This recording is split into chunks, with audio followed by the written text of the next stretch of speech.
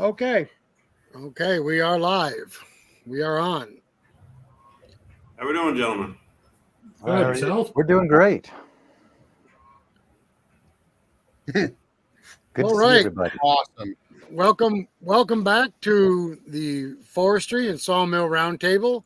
Tonight's subject is I want to buy a sawmill. Where do I start? We have a special guest with us tonight, Mike, General Manager from Hudson. He's here to answer some questions and tell us about Hudson Forest products. And of course, we got the regulars, Eric McVeigh from the Old Jarhead, Tim France from Two Brothers Outdoors, Steve Bailey from MSD Making Saw Dust, Michael Wilson from Wilson Forest Lands, Paul Trevette, I hope I got that right, from Southern Adirondack Outdoors, and we have John Davidson, or better known as Dang It, from Davidson's All Natural Gym. Welcome back, everybody. I'm glad you can join us. So, where do you want to start this, guys? You want to go ahead? All right. So, we're going to bring on Mike from Hudson Forest Products. He's going to explain to us what Hudson does, what Hudson sells, and then we'll be open for question and answers. The host here may ask a few questions first, and then we'll open it up to the floor. So go ahead, Mike. You're up. Yeah, how we doing, everybody? So I'm Mike Spadaro with Hudson Forest Equipment. We are located in Barneveld, New York, on the East Coast. We have multiple dealers throughout the country, United States, Canada, and a few other locations too around the world. We are doing our best to be a one-stop shop, so it's more than just the sawmills. I know that's the main topic of tonight's episode is talking about the sawmills and why to get one.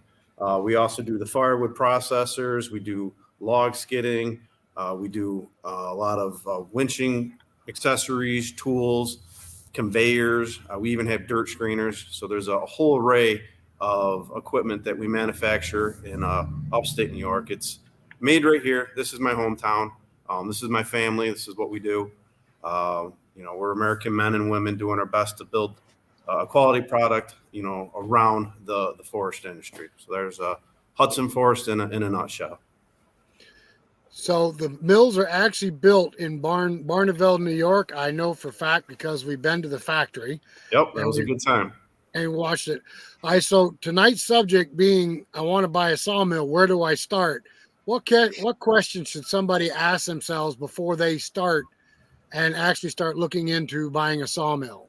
A lot of people, when I first talk to them or they come in here, everybody likes to go big, which is great if that's what you want to do. But I think a good starting place is, what are your plans for the mill? What are you building for the mill? Is this a business that you're starting? Is this just because you're needed on the farm? Are you a homeowner? What's your plans for the mill? And then the next thing you got to do is just take a step back and look at your trees. You need to know what size trees you can handle. It might not have to do with your sawmill. It might have to do with your tractor or your ATV or however you're going to move the logs. Because let's face it, sawing the log is not the hard part. It's moving the logs. It's moving the lumber. Those things is what you need to have in consideration. So if you have a big 40-foot tree and no means to move it, you don't need a big 40-foot sawmill. Most of the people don't realize the size of their trees and they actually overestimate them. But it's important to know your diameter because you need to be able to get a sawmill that will accept the majority of the trees you have. There's other ways if you have larger trees that you can cut them down and then reprocess them to the sawmill. So that's where I usually start directing people to ask questions and see what their goals are.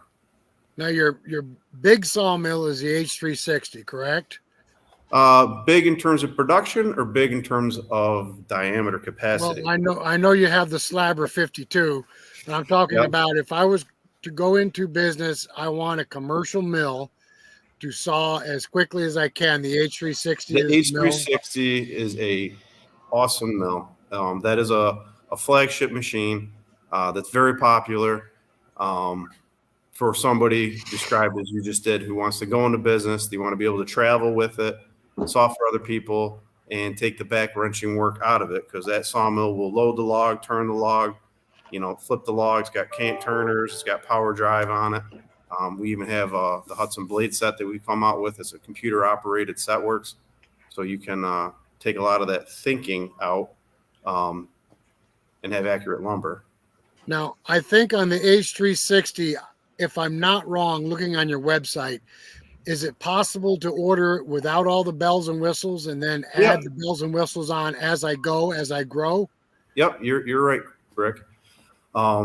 You can add on to that mill or, do it all in one shot. So there's some options that you can, almost build that mill to your liking. So I wouldn't like, I'm thinking like the log turner and the set works and all that stuff. I can order that at a later time and install it myself on the mill as I grow, correct? Nobody actually does that. Very, very, very, very few people do that. It's a great idea, but most people, when they get the mill, they're pretty happy with what they got on. I will say the set works, that's usually something that's new. So a lot of the older mills that don't have it, people are buying that now to retrofit their older mill. Okay, so I'm going to ask you another question. I know you guys are a steel dealer. How's the electric stuff coming along? Is it going good, or electrics come a huge way? So yes, the electric is more popular than we expected it to be. With the new batteries and the new technology, all the electric steel line is really developed over the years. So that's another thing. And that's steel is local. So for you guys that are here in New York, I mean, we are the woodcutters headquarters. We sell a ton of chainsaws. We have a full service. We're an elite steel dealer right here in New York. Unfortunately, Eric over there in Washington, we're not going to be able to help you out because per contract, we're not shipping a steel to Washington State. Well, that's okay. I'm a Husqvarna guy. Well, although I do also have an Echo, and in truth, I'll use any good chainsaw. But sure. You do have products that you mentioned the firewood processing, and I'm getting old and broken, and I might have to go that route one of these days. Yeah, I like to always put it as we're a bunch of do-it-yourselfers that are marketing to do-it-yourselfers. So we try to think of tools. Almost everybody here uses the equipment that we have. So that's pretty awesome. It's not a guy on a computer, that's got SolidWorks and is fully figured out how to computer design something. This is a hardworking guy who's taking a piece of equipment, figuring out how to make it better to do the job that it needs to do, because no tree is the same. That's the problem. True. With the firewood processors, we have like a winch style processor that doesn't need any support equipment. So you don't need to have an extra tractor. You can literally take the processor, back it up to your log or pile of logs. There's a winch that comes out, pulls the log up, sends it through, cuts it off, pushes it through a splitter.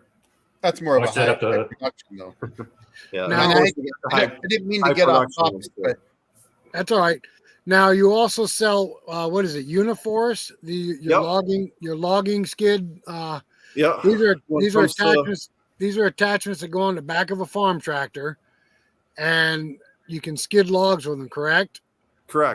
Yeah, when it comes to log handling, Uniforce has done an excellent job. We're the North American distributor for Uniforce. They are located in Slovenia. That is the native country of Melania Trump. And they are located in the north. If you got Italy, it borders Italy in the northwest corner. The very hilly region, not hilly, mountainous region. I've seen pictures. It's awesome over there. But they have a great winch setup where you can pull the log up to your tractor. You can recover logs that you couldn't normally get any other way. They have even a wireless control system now where you can go down to the log, hook your chain on, hit the button, your log's skidding up to your tractor. So you can grab a hitch and load your truck. They also have a nice product that we developed with them called the Scorpion. It is a 3-point hitch attachment and also a skid steer attachment with the universal couplers. That is a boom with a grapple on it, which is a very, very handy tool to have. If you got a grapple with a rotator, you can pick up a log, you can set it on your mill, you can set your log pile up.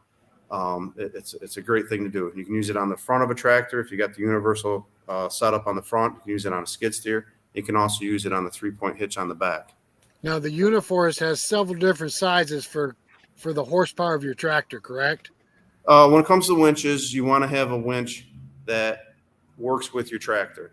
If you got too big of a winch for too small of a tractor, the winch is going to overdo your tractor. You're not going to get full use out of the winch. Vice versa, if you have too big of a tractor for too small of a winch, they need to work together. And it's not, they rate them by horsepower, but it's not the horsepower at the PTO. It's just to get an idea of the weight and size of your tractor. Okay. They're not power hogs. Little over idle. You don't even have to spin up the 540. Save the diesel. It'll be good. Now, one thing when we were up there doing the video of your plant, I think John and you mentioned to us that you have an electric sawmill. We do make electric sawmills. Our popular motor is a 5-horse 220, which equivalates to about 10 horse. It's a great homeowner saw. I don't think we got a couple of guys that have a nice barn setup. They got the it's our 28-inch Oscar. It's a extremely popular mill. You can get the electric on that too. And then of course the larger saws you can also do electric. Right, but if I had a small shop and I wanted to saw my own logs because I do woodworking, Yep. the electric one, I think John actually told me he had one set up in his wood shop. Is that correct? Yeah. I mean that's So a very, very nice setup is having an electric mill. No noise from the engine. You can hear the blade speed, especially if you're a woodworker, wood cutter. Has something right there that can cut a wide board for you. It's a great tool to have in the shop. yes, it would be. Mike, Eric's got a question for you. Yeah, I'm curious if you'd be willing to share with us approximately how many mills you sell in a year.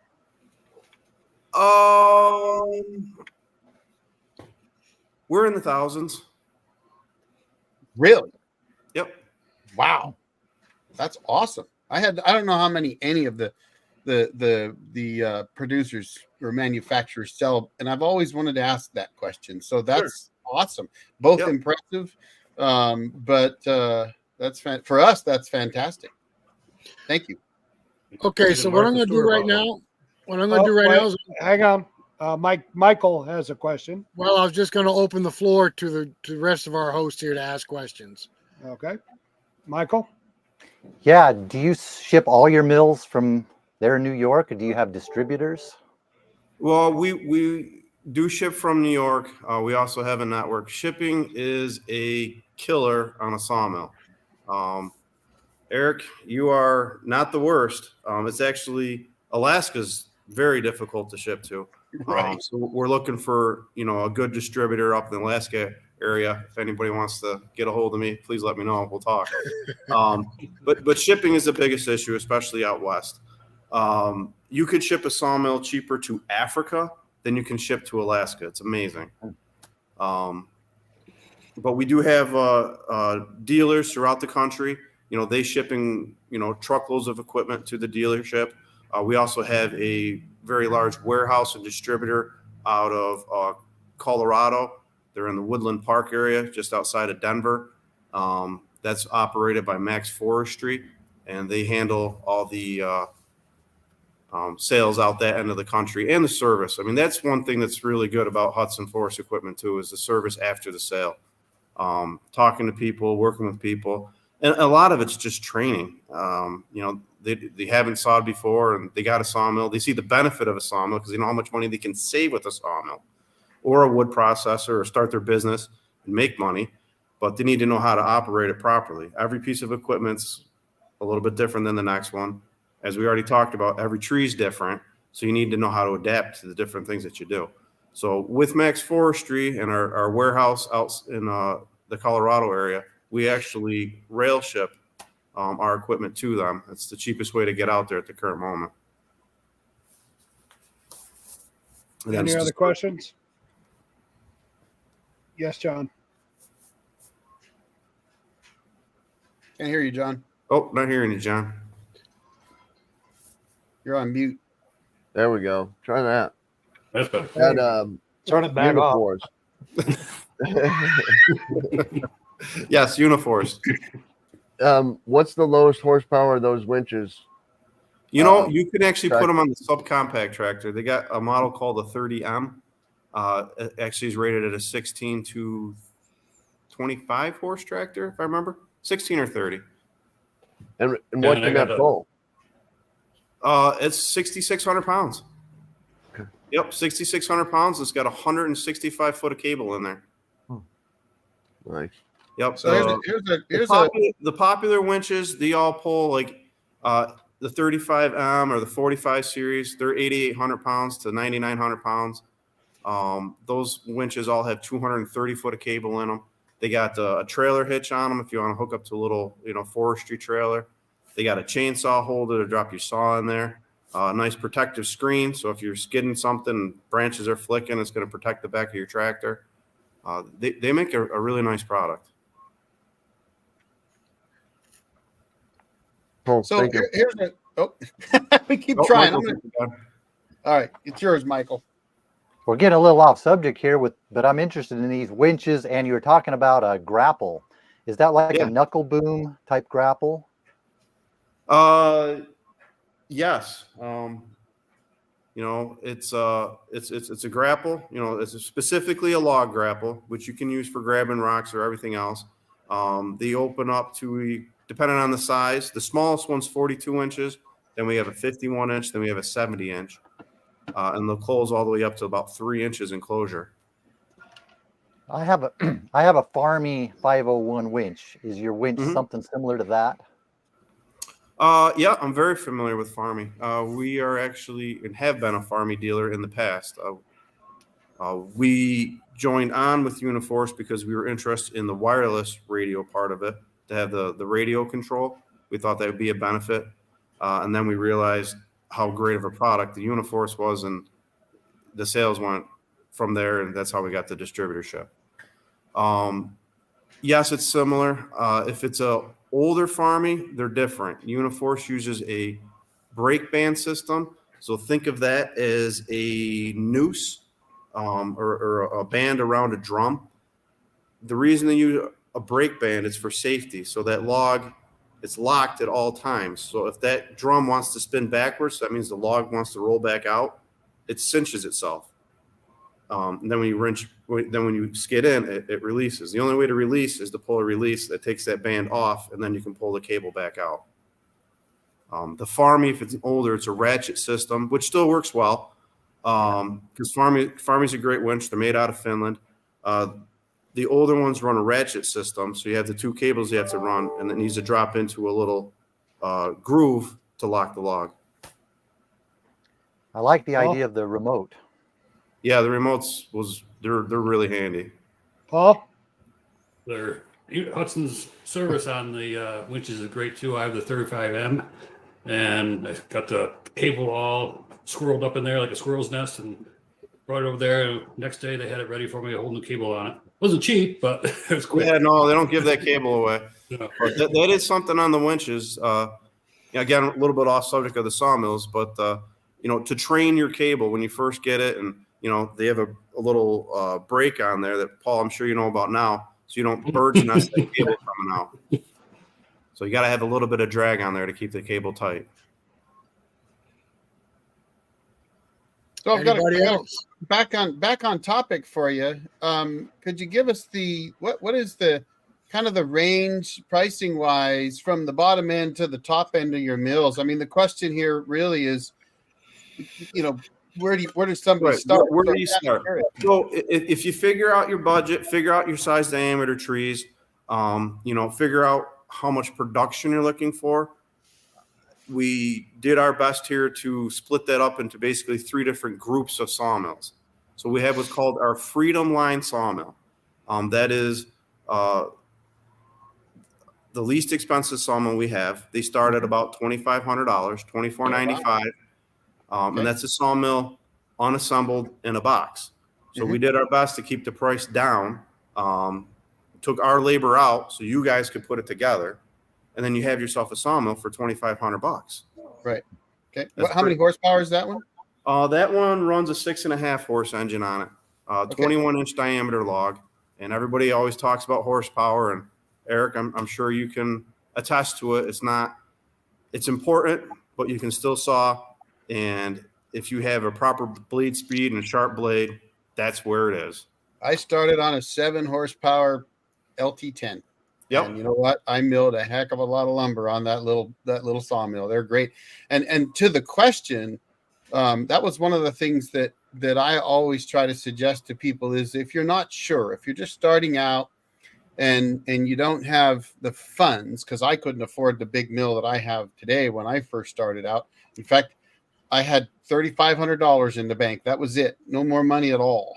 And so, you know, if you're looking to buy a sawmill and you've got $3,000 in the bank, well, there's your option right there. And the truth is those small sawmills can put out a lot of lumber. Now, I know Rick and Tim, you have Hudson Mills. What horsepower are you guys running?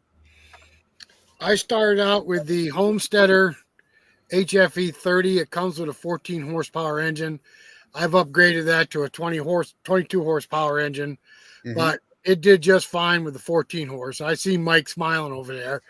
Yeah. Well, you guys have fun and you like modifying, but that's what's good about Hudson. It's a simple design, and you can make it your own. You can build off of it. It's not so complex that you can't. You know. What about Tim's? Within reason. Sorry, Rick. You put a 20 horse on it. I think your warranty is probably not going to. Oh, you should have told him, Rick. What about Tim? I could tell you right now, Mike. I've used Hudson Warranty. You guys not only stepped up quickly, but I had my parts very fast, and I was able to get back to sawing. And I'm just a hobby sawyer. We don't saw for a living. We just saw to pay for a bad habit, actually. But your guys' warranty has been top notch, and I can say that for fact. All right, thank you. So getting back to like the Freedom Line sawmill, Eric, you brought up a great point. You know, you had your first sawmill, you didn't have much money. It was a 7 horse. One of the things I tell people, you know, if you're looking to get into it, that Freedom's not so bad because you can get started there. And if you are mechanical enough that you can assemble your mill, you're already ahead of the game. So you get the mill, you get some money back with it. You realize how much you can save with it or make with it. You can turn around and sell it. And now you have an assembled sawmill, not an unassembled sawmill. So that's the Freedom Line. I'm pointing here because they're all in our showroom here. And it's just you forgot about the Patriot, Mike. Yep. You got the Patriot. So you got the Hunter Sawyer. Those are the 21-inch saws. Then you got the Patriot, which Tim, you got the Patriot. I do. And then you got the Warrior. That's a 36-inch. And those mills are the Freedom Lines that come in a box and you can assemble yourself. If you want one factory assembled, you can order it that way too. Next up is the Homesteader line. You know, it's great for your homeowner, farmers. It's like the mid-range saws. Again, it comes in a 21-inch, the 30-inch like Rick has, and then a 36-inch saw. And then we have our Oscar line, which is behind me. That is the original mill that we came up. We started making mills in the mid-90s. That is the original design that we basically had. We worked off of it. They're going to have some more bells and whistles on them. They're all going to have electric start. You can put power feeds on them. They can be put up on trailers. There's some options you can start building there. And then we get into our commercial and wide slabbing mills. Mike, Paul had a comment also you wanted to say. Something I always consider with when I look at a mill is if you have nice straight trees like Mike Wilson out there versus our curvy trees. A saw that'll do a 30-inch diameter straight tree won't necessarily do a 30-inch diameter curvy one. So you got to consider your trees as their shape as well as their size. Yep, that's true. Yeah, you don't want to have a mill brought to its max diameter because it's not going to work. You're not going to get, like if you're doing the 21-inch, that's it. It's 21 inches. That's all you're getting. No matter how hard you push. Yeah. I've tried. That is a big difference between those twin rails and the cantilevers, but there are not that many cantilever mills, right? So, but that is, when I had my LT10, that was always a consideration, right? I had my max cut. I don't remember what it was, but there was no going over that. Yes, Rick. All right, I got just one more question for Mike. I'm a farmer. I beat the hell out of my equipment. I expect a lot out of every piece of equipment I got. Do you have a mill for me? If you are running hard, that Oscar mill is great. We also have a mill called a Farm Boss that is, lack of better words, that mill is built like a tank. It's overkill built. It's a 3x6 box beam frame. That's running a 2x2 box beam head. You got stainless steel lift tubes. It's a tank. A little story on that.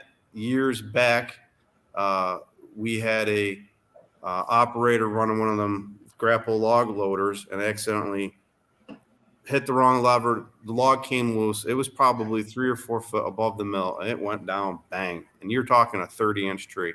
That mill took it. Not saying to do that with anything. You got to be properly blocked on that. But that mill is built like a tank. Yeah, I looked at that mill Plus with the same John. frame is at H360 too. Yes. Now, I think Steve had a question. Steve, did you have a question? No. Oh, I thought you raised your hand. Okay, I see the audience is biting at the bit, Tim. If everybody else, if any other questions, raise your hand. If not, we'll turn it over to the audience. Scratching your back don't count, John. Well, that counts as a question. So you guys went from like, I don't know, like getting the logs from the forest to the sawmill. Did you go beyond that? Did you like Woodmiser went from the sawmill to the building of the furniture? Did you guys do the planers and the Yep, edgers? I understand what you're saying. Yep. And this company here has been here since 1960. No, it's been in Barneville since 1966. The Hudson family opened up their company back in 45 or 46. So we've been around for a while. In Barneville since 1966. We were selling the Ross band mill, which I wish I could angle my camera because we actually have one here in the showroom. Warren Ross out of New Hampshire made one of the first portable bandsaw mills, which is really pretty cool. And we were selling that mill, and that's when we saw the need for mills. Then we started selling another mill out of Canada called the Boardmaster. They had some financial issues and said, like, hey, you know what? I think we could build these here. And that's where it started. So answering back to that question, we are starting to take it beyond cutting boards. We have a nice edger that we're working on. That's a hydraulic drive edger, so you can start using that to edge your boards down. And we're looking into some other future things, but right now we're getting it to the rough cut, and then you take it from there. We don't have any planers yet or surfacers. I saw the video on the guy doing the stakes. Yep, we got stake pointer. So I just didn't know if you went any further than that or not. Yeah, we got a lot of different. Yes, it's more. I know we're well known for our sawmills, but a lot of the other equipment, that we've developed, again, all around trees and wood, are right here at Hudson Forest too. All right. So the stake pointers are pretty neat. The new design's pretty awesome. I mean, you can do a few hundred stakes an hour with them machines. They're pretty cool. Okay, so guys, if yeah, go ahead, Steve. I'm sorry. What I want to know is like your warranty, and you build as you go. And I know of a company that you build as you go didn't mean as build as you go. You built as they told you to build. I'm not sure I understand. I had, you can add the yours as you go, build up, add more stuff to it. Yeah. And getting back to that, yes, you can, but it really nobody does it. Yeah, they get their sawmill or they just trade it up. I mean, half the time that's usually Well, the I way mean, things would I go. bought my first sawmill, and it was supposed to be, as you graduate, you could add more stuff to it, Mhm. electronic motors, hydraulics, all that. But they limited you on it. If you wanted to add I wanted to add a log turner, and they wouldn't let me because I had to buy their trailer package first in order for the log turner to fit. Right. There are some manufacturing limitations to adding stuff. We are happy to sell component parts to anybody, and you can do it yourself. But when it comes to adding hydraulics to the mill, it's usually not that simple that you can just put a hydraulic power plant on there and be able to run. Yeah. Have we sold plenty of like the log turner kits to people? Yes. Could we take somebody's mill in here and refurbish it? Yes.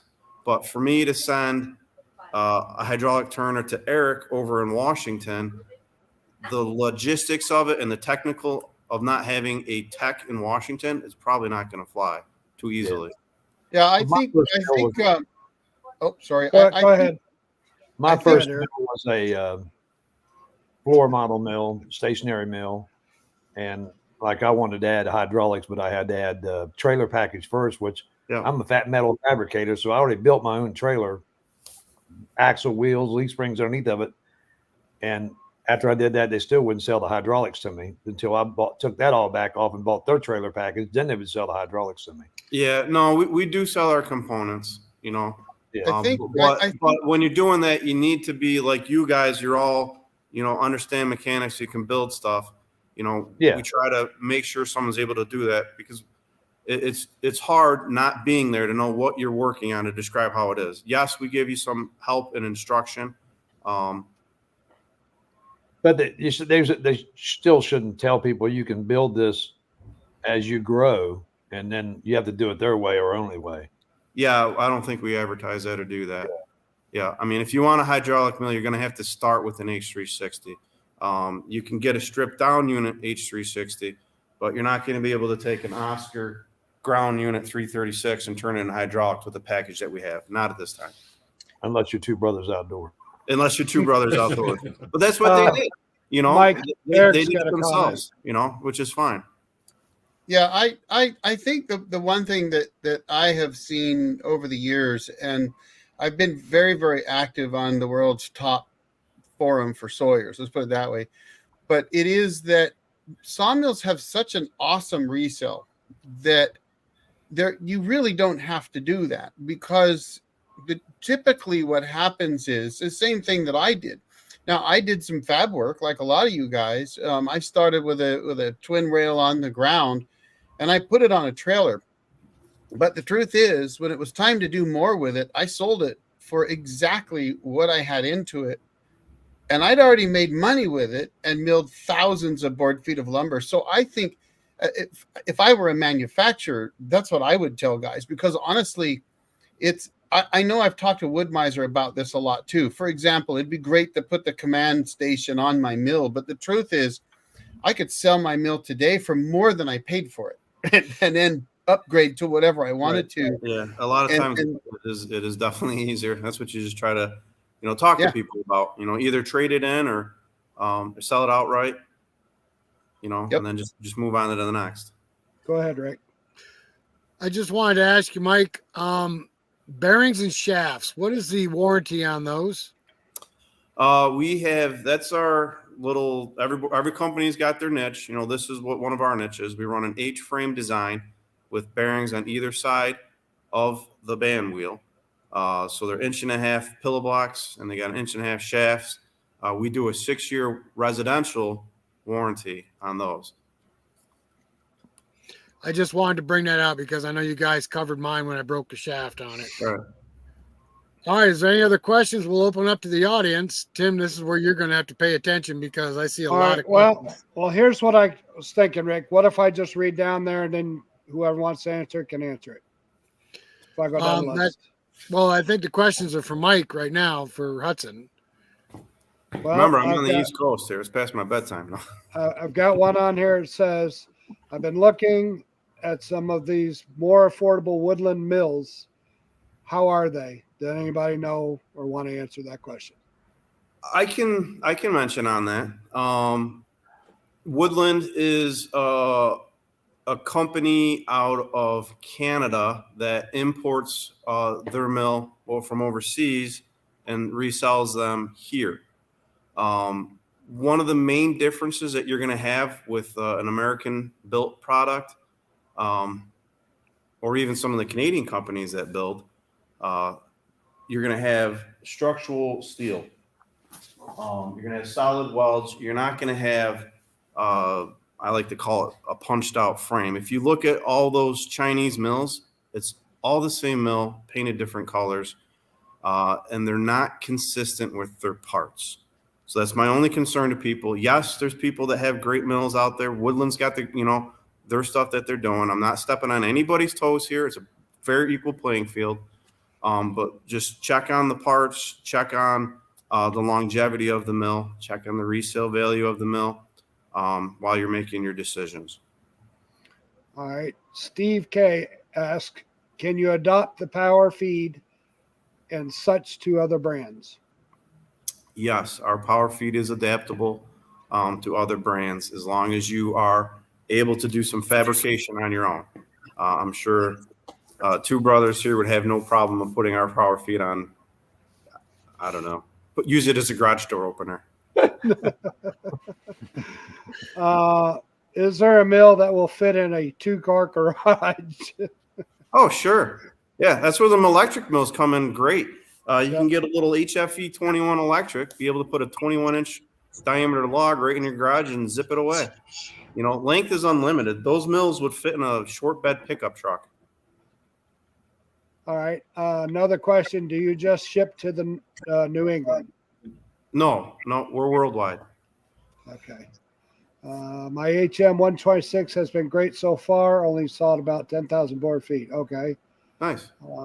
I believe a major mill just announced they are closing. Are there mills feeling the pain? Are there any tips from Hudson to help make it through? Make it through. Let me read what that's saying. Probably through COVID, I'm thinking, Mike. I think COVID was it changed the world. Everybody knows that. I mean, we can't say it didn't. A lot of people moved out of cities. A lot of people started couldn't get stuff, so they were finding other ways. I mean, the portable sawmill was a freedom of that. If you have a sawmill, I mean, that's a freedom that you have. If you have property, you have access to trees, you can build anything you want with a sawmill. Absolutely. Well, I think in lieu of this question, if you don't mind me helping here, I think he's talking about a major mill just announced they are closing. If you have a band mill, one of these portable mills like we all run, you can, I think, find a niche and make a living because you don't have a very large overhead. Is that correct? Yes, you can make a living with a portable sawmill. Yeah, definitely. Yeah, there's plenty of people that do it. You make a nice little log deck so you can roll your logs onto your mill and just start cutting. You're making boards, sticker them up, you're selling lumber. Go ahead, Michael. Yeah, comment on the mills closing. I don't know what the questioner was asking, but there are mills that have closed in Oregon recently that have been in the news. Part of the problem is low lumber prices, high log prices. There are also some regulations that happen in Oregon that are making it harder to get logs, but there's a difference between getting logs and what the mill can get for the lumber, and it's just making it really tough for a lot of the commercial mills out here. Yeah, Michael, I can feel you out there just from when I have traveled there. It's your lumber industry or logging industry is just it's huge. I mean, you got mountainsides that are cropped, and if you have a low lumber price, that's affecting the mills right on, and it's all regulated. So that's a tough one. From the wind farm, he says, I know my business has picked up since they closed 7 mills in my area. I guess he lives in West Virginia. No more stuff right in the moment, guys. Steve's home state. Yeah. I saw a question just a few minutes ago on do you offer a trailer package for all of your mills? Almost all of our mills, 28-inch and up, can be put on a trailer. That said, the Freedom and the Homesteaders are not designed to be on a trailer. They will fit the trailer package, but the sight gauges, your hand cranks, they're not adjustable. So if you put them up 2 foot, now your sight gauge is up here. You'd have to put something to either stand on or get a different sort of gauge on there to see what you're doing on those mills. The Oscar mills, they're adjustable, so you can put them on a trailer and you can put that gauge where you want it to do it. So, Or you'd have to put a platform on the trailer, right. So you can stand on it. Right. And that's another thing that's really nice about our mills. A lot of people like the idea of a trailer. If you're buying through a dealer, that makes a lot of sense to get a trailer because you can buy and load. If you're in an area that we have to ship a trailer to, trailers are extremely expensive to ship because they take up so much space. With our track setup, it's a simple track. It's an angle iron system, and you can take that, put it on a different frame. You can put your own box steel underneath it. You can make it onto a trailer. I've seen a lot of our customers have made their own trailer, and that's largely due to the cost of shipping a trailer. But you do offer a trailer. That's what I was asking. Oh, yes, we got trailers. Well, the question was, are there any portable mill offers, as in highway rated trailer mounted mills? That was the question. Yes. Yeah. All of our mill trailers are roadworthy trailers. They have torsion axles and high speed hubs. Thank you, Eric. I missed that one. Okay. The Farm Boss and H360 are even pre-wired. They got lights, and the H360's got brakes on it. When I was on mute, I was saying that mill behind me, I've towed down the highway at 75 on the interstate. So, yep, yeah, I've pulled one myself to California, and I won't say the mileage for the speed that I went. It gets pretty flat out there, especially when you're in that salt flats of Utah. Okay, we got a question, Tim. Does the Hudson have any adjustable legs for homesteaders? Adjustable legs. Probably means outriggers. On your trailer package. How do you level your trailer? From the wind farm, can you specify what you're talking about? Clarify? Yeah, the trailer package do have adjustable legs. I think he's asking, I think the wind farm, I think his mill sits on concrete. I put adjustable pads on my mill, my homesteader, so that I could adjust it on the, I got mine on pillars, and it made it easier to adjust. I think that's what he's asking. Is there adjustable legs available? Like an adjustment screw so you can level your track. On our wider, heavier mills, you can get the box beam track systems that have levelers with them. The smaller, 21-inch mills and stuff like that, we keep it pretty simple. Very good. Right. Yeah, we're not on it. We don't have ours on a trailer wind farm, but if you want to contact me, I can show you how to put leveling legs on it. I've done it. Yep, they're easy to put on. They're easy to do. Any other questions, guys?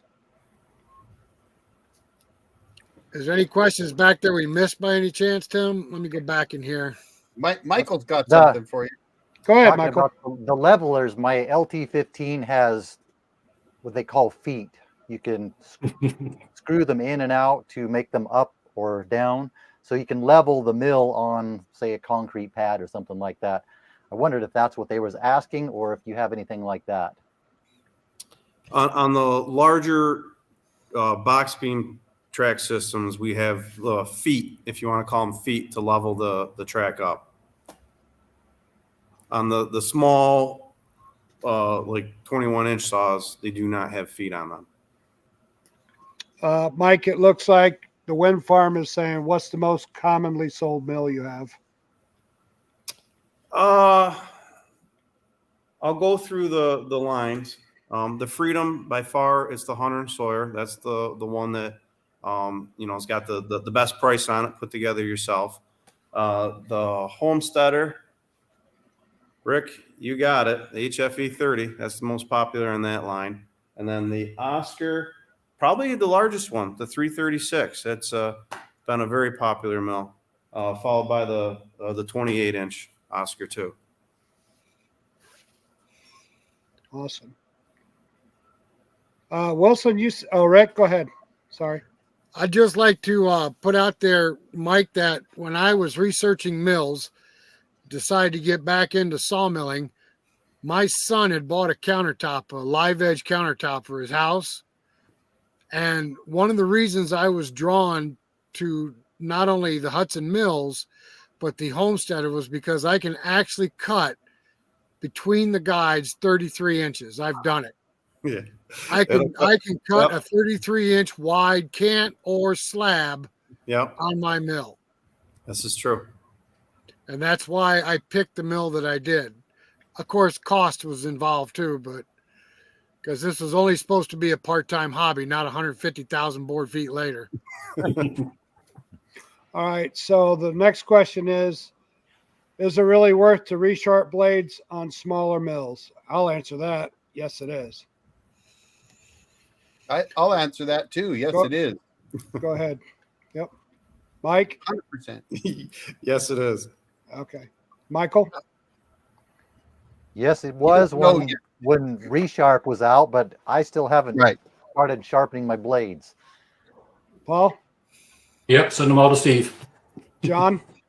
Yeah, I don't need them. I don't know. What does John? Steve have, like 400 of them laying around ready to be sharpened? 480 right now. John? What do you say? Oh, me? Yeah? Oh, I was just saying. Wake up over there, will you? No, everybody calls me Dang, so I didn't know if you were talking to me or not. All right, dang it. Will you answer it? Dang it. Yeah. I was just, Rusted Old Iron was pointing out your mills have to be level instead of just on the same plane. You know what I mean? Or can they be flat, or do they have to be level? Your track can be on an incline. It can be on a slant. What you need to pay attention to is you don't want any twists or bows on your track. If that track can bounce anywhere on the mill, you need to put a shim or something underneath supporting it. And your jacks, are they a fine adjustment jack, or they put it in the hole, and you got so far to go like Wood-Mizer? It depends on the trailer package that you're getting on the tracks. If it's the box beam tracks on the wide, slab mills, they got screw style feet levelers on them. On the 30, 36, 28 mills with the smaller trailers, those have legs that come down, and then you can put the locks on them. And then there's a bottle jack for like the hitch that actually goes in the center, takes up where the torsion axle is to take that weight off the torsion axle. And then the big mills like the Farm Boss H360, they have jacks on every corner. That's a screw style jack.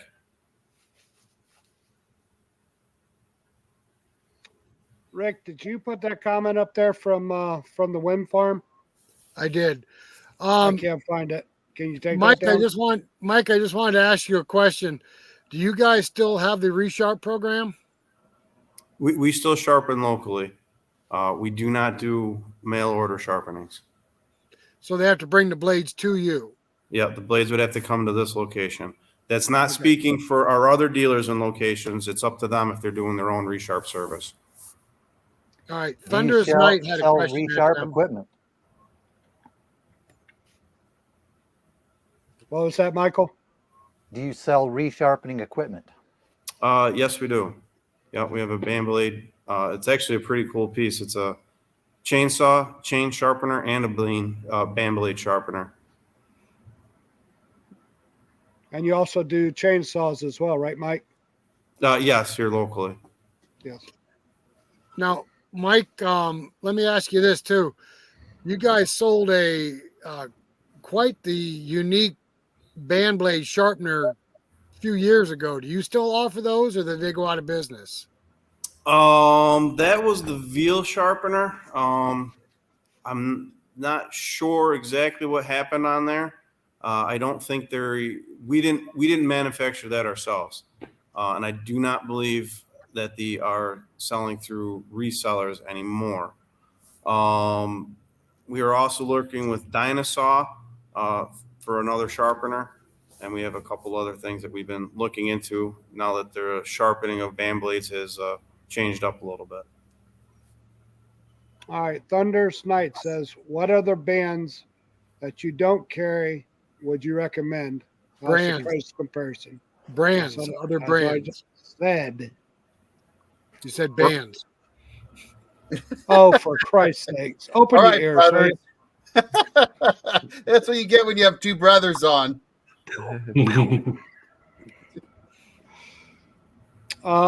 Let's see. Mike, it says, can you possibly pan the camera, what you mean by box beam track as compared to angle iron? I can't pan the camera. There's no track inside the showroom. Gotcha. But I can describe it. I mean, you have a box beam steel, and then our track is on top of it. Now the track is angle iron, correct? Yes. Okay, and that's on a box beam. You can get it off a box beam or on a box beam. Okay. On the larger mills. We don't do it on the smaller ones. I'm kind of curious what Thunderous Knight was asking when he said, what other brands that you don't carry would you recommend? I'm wondering if he's wondering about Sawmill Brands or something else. It's a bit. There's a lot of good companies out there. I'm not sure how to really answer that question. And I'm not sure what he's asking though, Mike. So that's what I was kind of getting to. Like, yeah. well, what? I mean, there's brands of chainsaws. Sawmill Brands. That's the best part about America. I mean, we're friends with a lot of the other companies too, so it's pretty neat. Sawmill Brands. Yeah. Yeah. So and I want to add to what Mike was just saying. Really, if you look at who's sitting here right now, we have some Wood-Mizer owners here, but honestly, my experience with sawmill companies, and I've talked to lots of different guys. I was even involved in a little, put it this way, a manufacturer's rep called me about some stuff. And honestly, it does seem to be like a big family. And I think you see that in kind of like Rick and Tim and us here. We all have different models of mills. Well, most of us. I think there's at least 3 or 4 different models, but it almost doesn't really matter. And I've talked to lots of guys that there's, especially when you're talking American-made mills, it's a big family. Even honestly, even the swing blade guys. Yes, that very true. Nicely put, Eric. They all have their one little thing they do different, or a few things they do different, and it's whatever the customer prefers at the end of the day. Yep. If you got a good company you can work with, you got a service department, that's good. I think customer service is probably one of the most important things anybody could ask for. Sorry, I just saw the latest question. Yeah, customer service is the most important thing. How many deer can I drag out with it? Put that question up there, Tim. All right. AJP Sawmill owns a Oscar 428, Mike. He's local. He'd like to ask you a question. Can you see the question on the screen? Is it the highlighted one? Yes. Howdy, guys. Welcome. No, not to get off topic. How many Yeah. deer can I drag out with the? Oh, 37 yeah, with my 35M. Well, it depends on how heavy the deer is, because if you got a decent deer, she's 150 pounder. Do quick math on that. Well, maybe if it was elk, you might bog it Yeah, down. there you go. Yep, 8,800 pounds. You can pull plenty of them out. We got people that actually use those winches. They're scrappers. When the steel goes high, we were selling skidding winches to the guys that were pulling cars back up. Ones that they just pushed over. They were pulling vehicles back up out of ravines and places like that and scrapping them. Think about that. You get a car frame up here, you're getting paid $300 a frame. $300 a pull. That's awesome.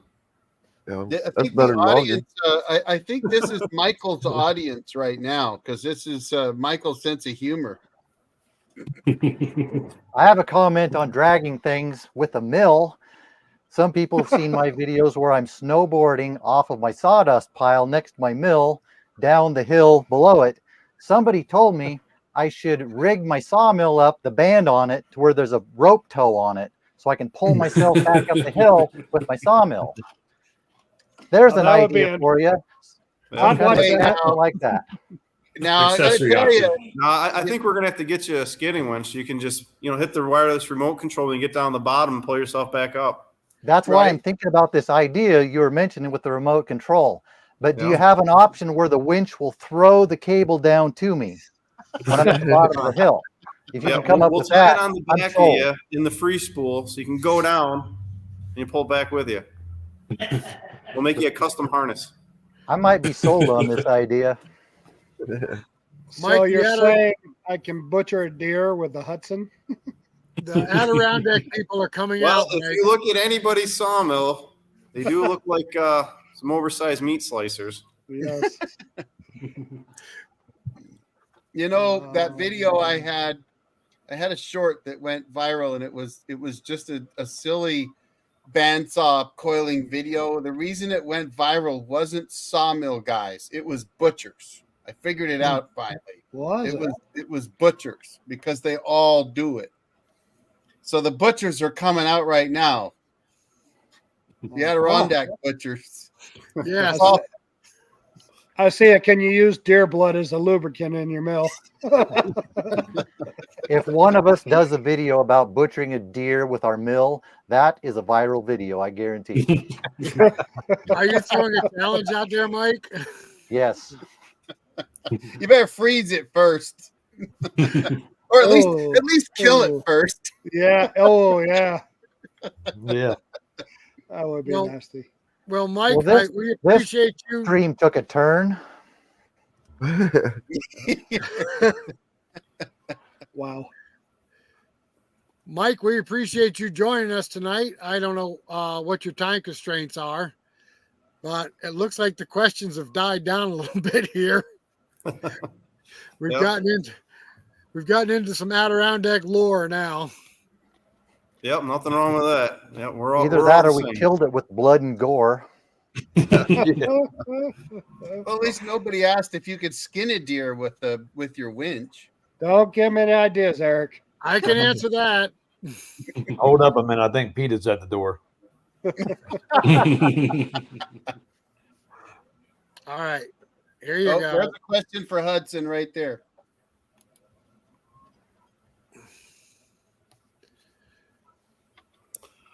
Social media has opened that up some. So there are forums out there. We don't super regulate it because it's it's what everybody wants to say. So yes, there's support. There's also support here, and then you also have a our dealer network is pretty awesome too. So you have support with them locally. In most cases, Mike, I think he's probably asking about the Wood-Mizer Pro Sawyer network. So I'm sure you're probably familiar with that. But if not, have you seen Wood-Mizer's Pro Sawyer network or list? I can't say that I have.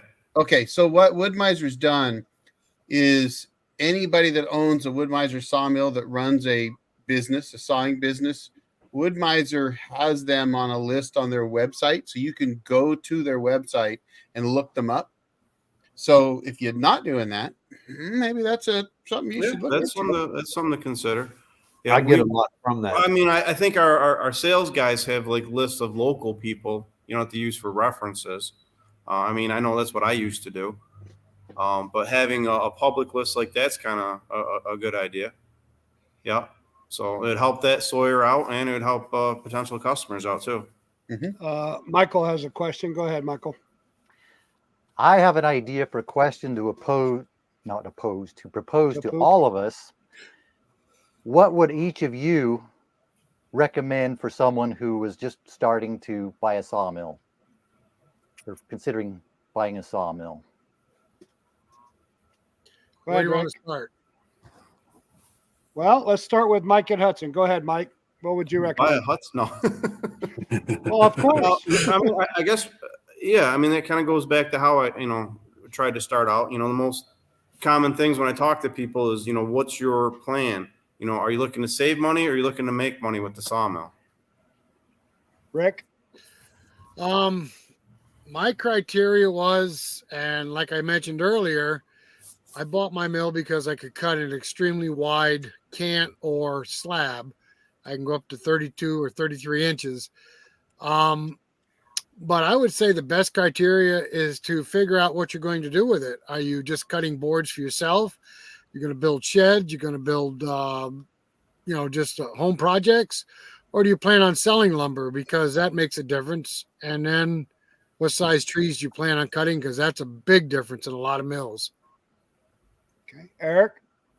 I would recommend that you find somebody who has a sawmill today and offer to come off bare for them or work with them on their sawmill a little bit, because it'll give you an opportunity to really learn what it's all about, and they can also give you some feedback. But I think honestly, the number one thing I would suggest would be that. Steve? You're not looking for free labor, are you, Eric? No, actually I'm not, but I'll always take it. That's great. No, that is great. Come see it, put your hand on it, get a demo, see what it's all about. Steve? I think it'd be about how much you want to invest. It just ain't buying the mill. You got to think about what you got to buy with the mill or after the mill. Good point. Michael? What Eric said was good. But what I did is I bought the small model, the LT15, because I didn't know how much lumber I wanted to mill. I could have bought a bigger mill. In some ways, I'd like to have a bigger mill, but I don't really want to be that deep into the lumber business. That's what I learned. I only want to mill a small amount of lumber and sell a small amount of lumber. So with that, I would say before you get into the business, buy a small mill, unless you've been into the lumber business before, to learn what the lumber business is like, and learn if you really want to be in the lumber business and how much.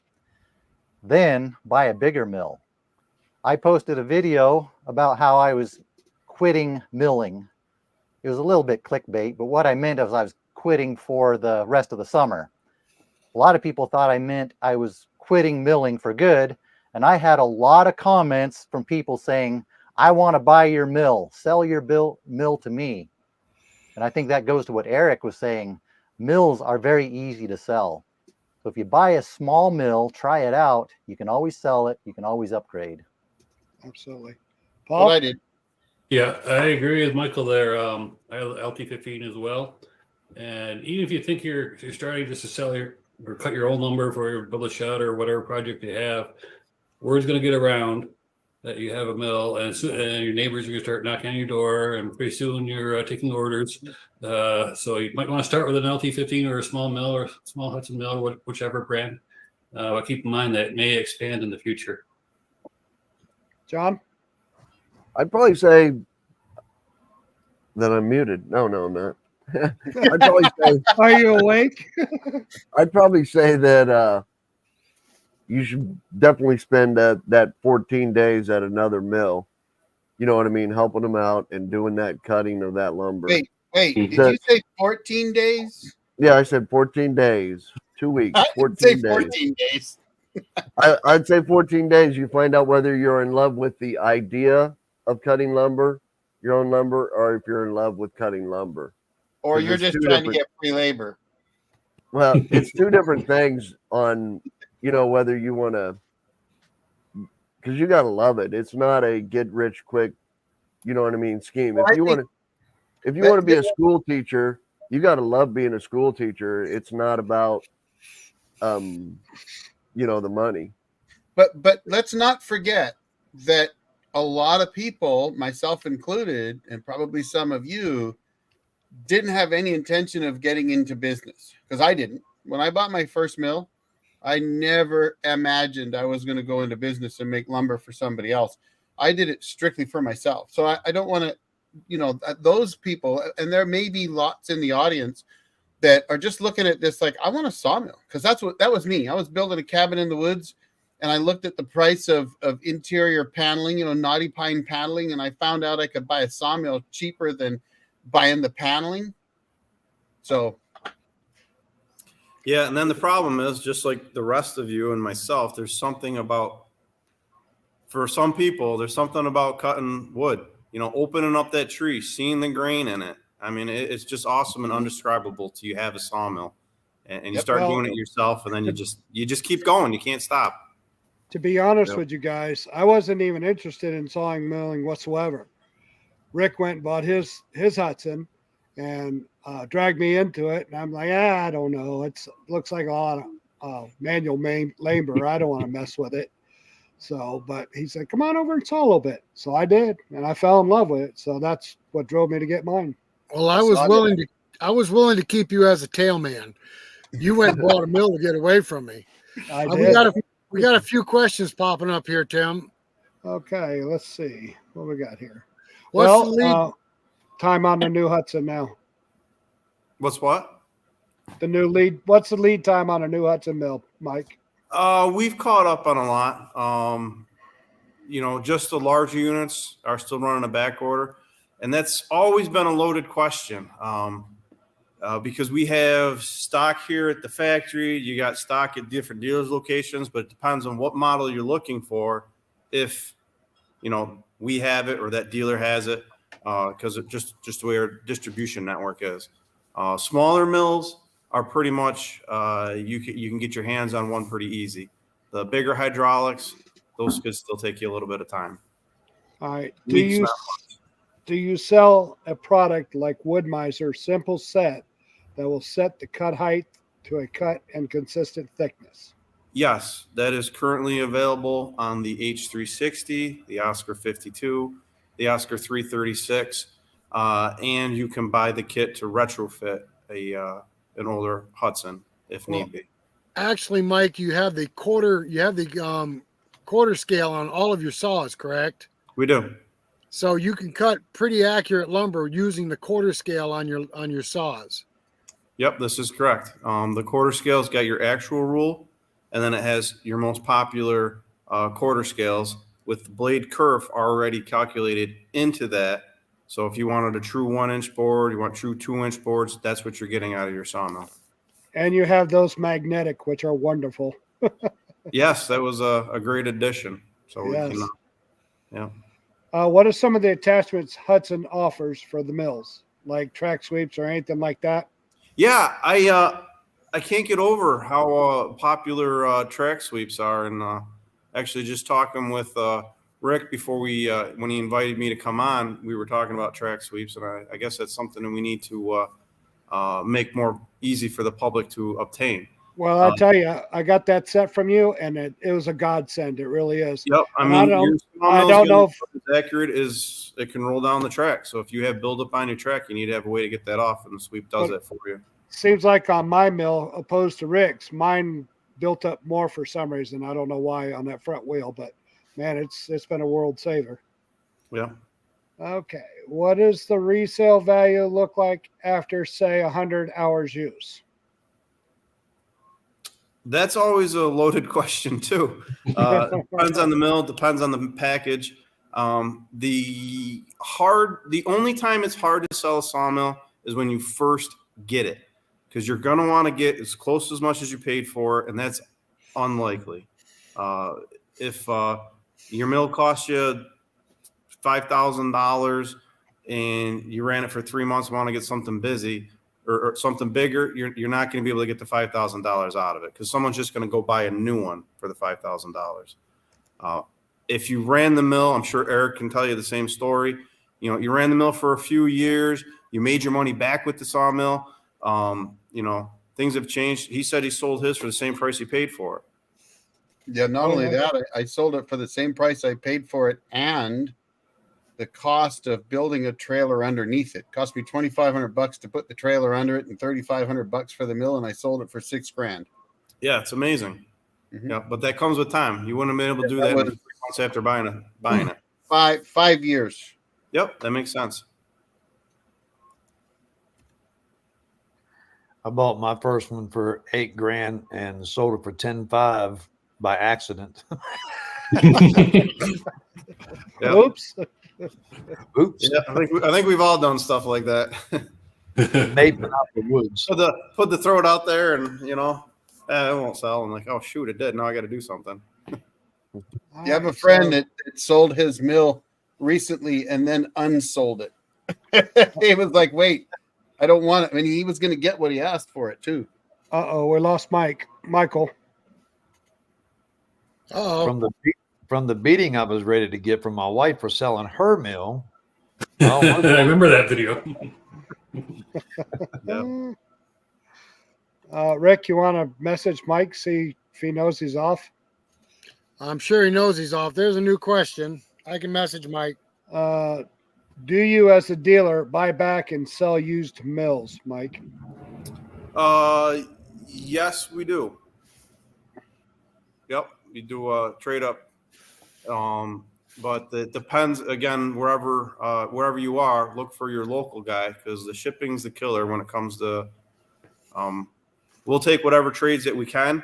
Obviously if it's, you know, good for the owner and us, we'll do that. But usually if you're not in New York State, we're probably not gonna be able to do a trade with you because it's gonna cost too much to ship the mill back and then ship another one to you. Gotcha. But Eric, that's why we take have a look dealers throughout the country, you know, and then you can deal with them on trades too. Gotcha. Eric, take a look at private chat. I'm seeing that. That's good. But I noticed a question here. Did you see Victor's question? I think that's a good one. But I'd like Victor to toss something else out. You say my problem is what am I going to do with it? I'm on the edge for next winter. I'm not sure what you mean by I'm on the edge for next winter. I mean, if you have logs in the yard now, I'd also want to know, are those hardwood or softwood logs? Are you on the East Coast? So He's up here by us, Eric. He's does firewood. Oh, okay. So no mill though. No. Gotcha. So not yet. On the edge for next winter must be the mill.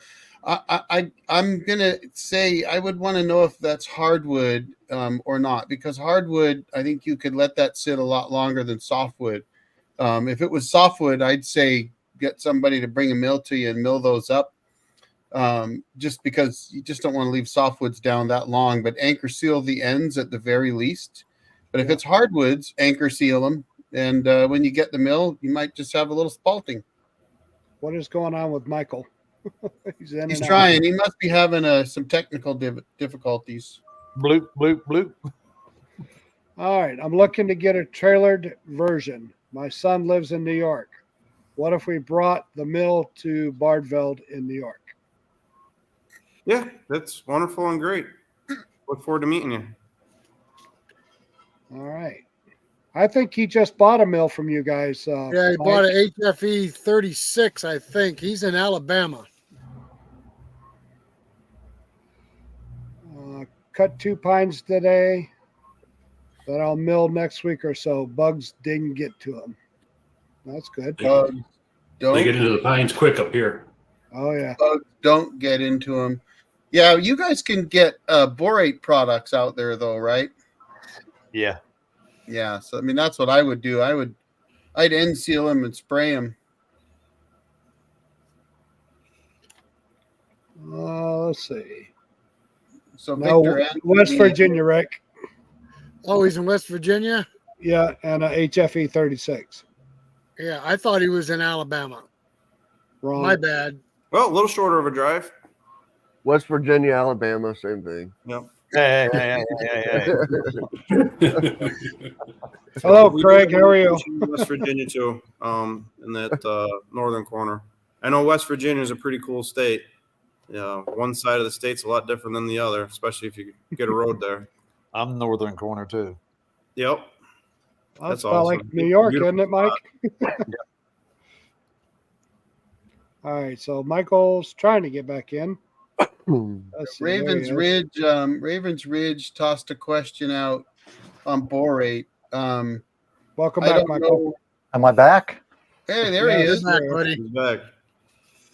So I don't. I'm not sure about this borate question here. 20 mule team boraxo. I don't know what that is, but if I would look at the ingredients, if borate's in the ingredients, then it probably would work. I've heard of using Borax. the 20 mule. I've heard of using the Broxo on logs for bugs. So Yes. it seems to be a popular idea that you can use it on bugs.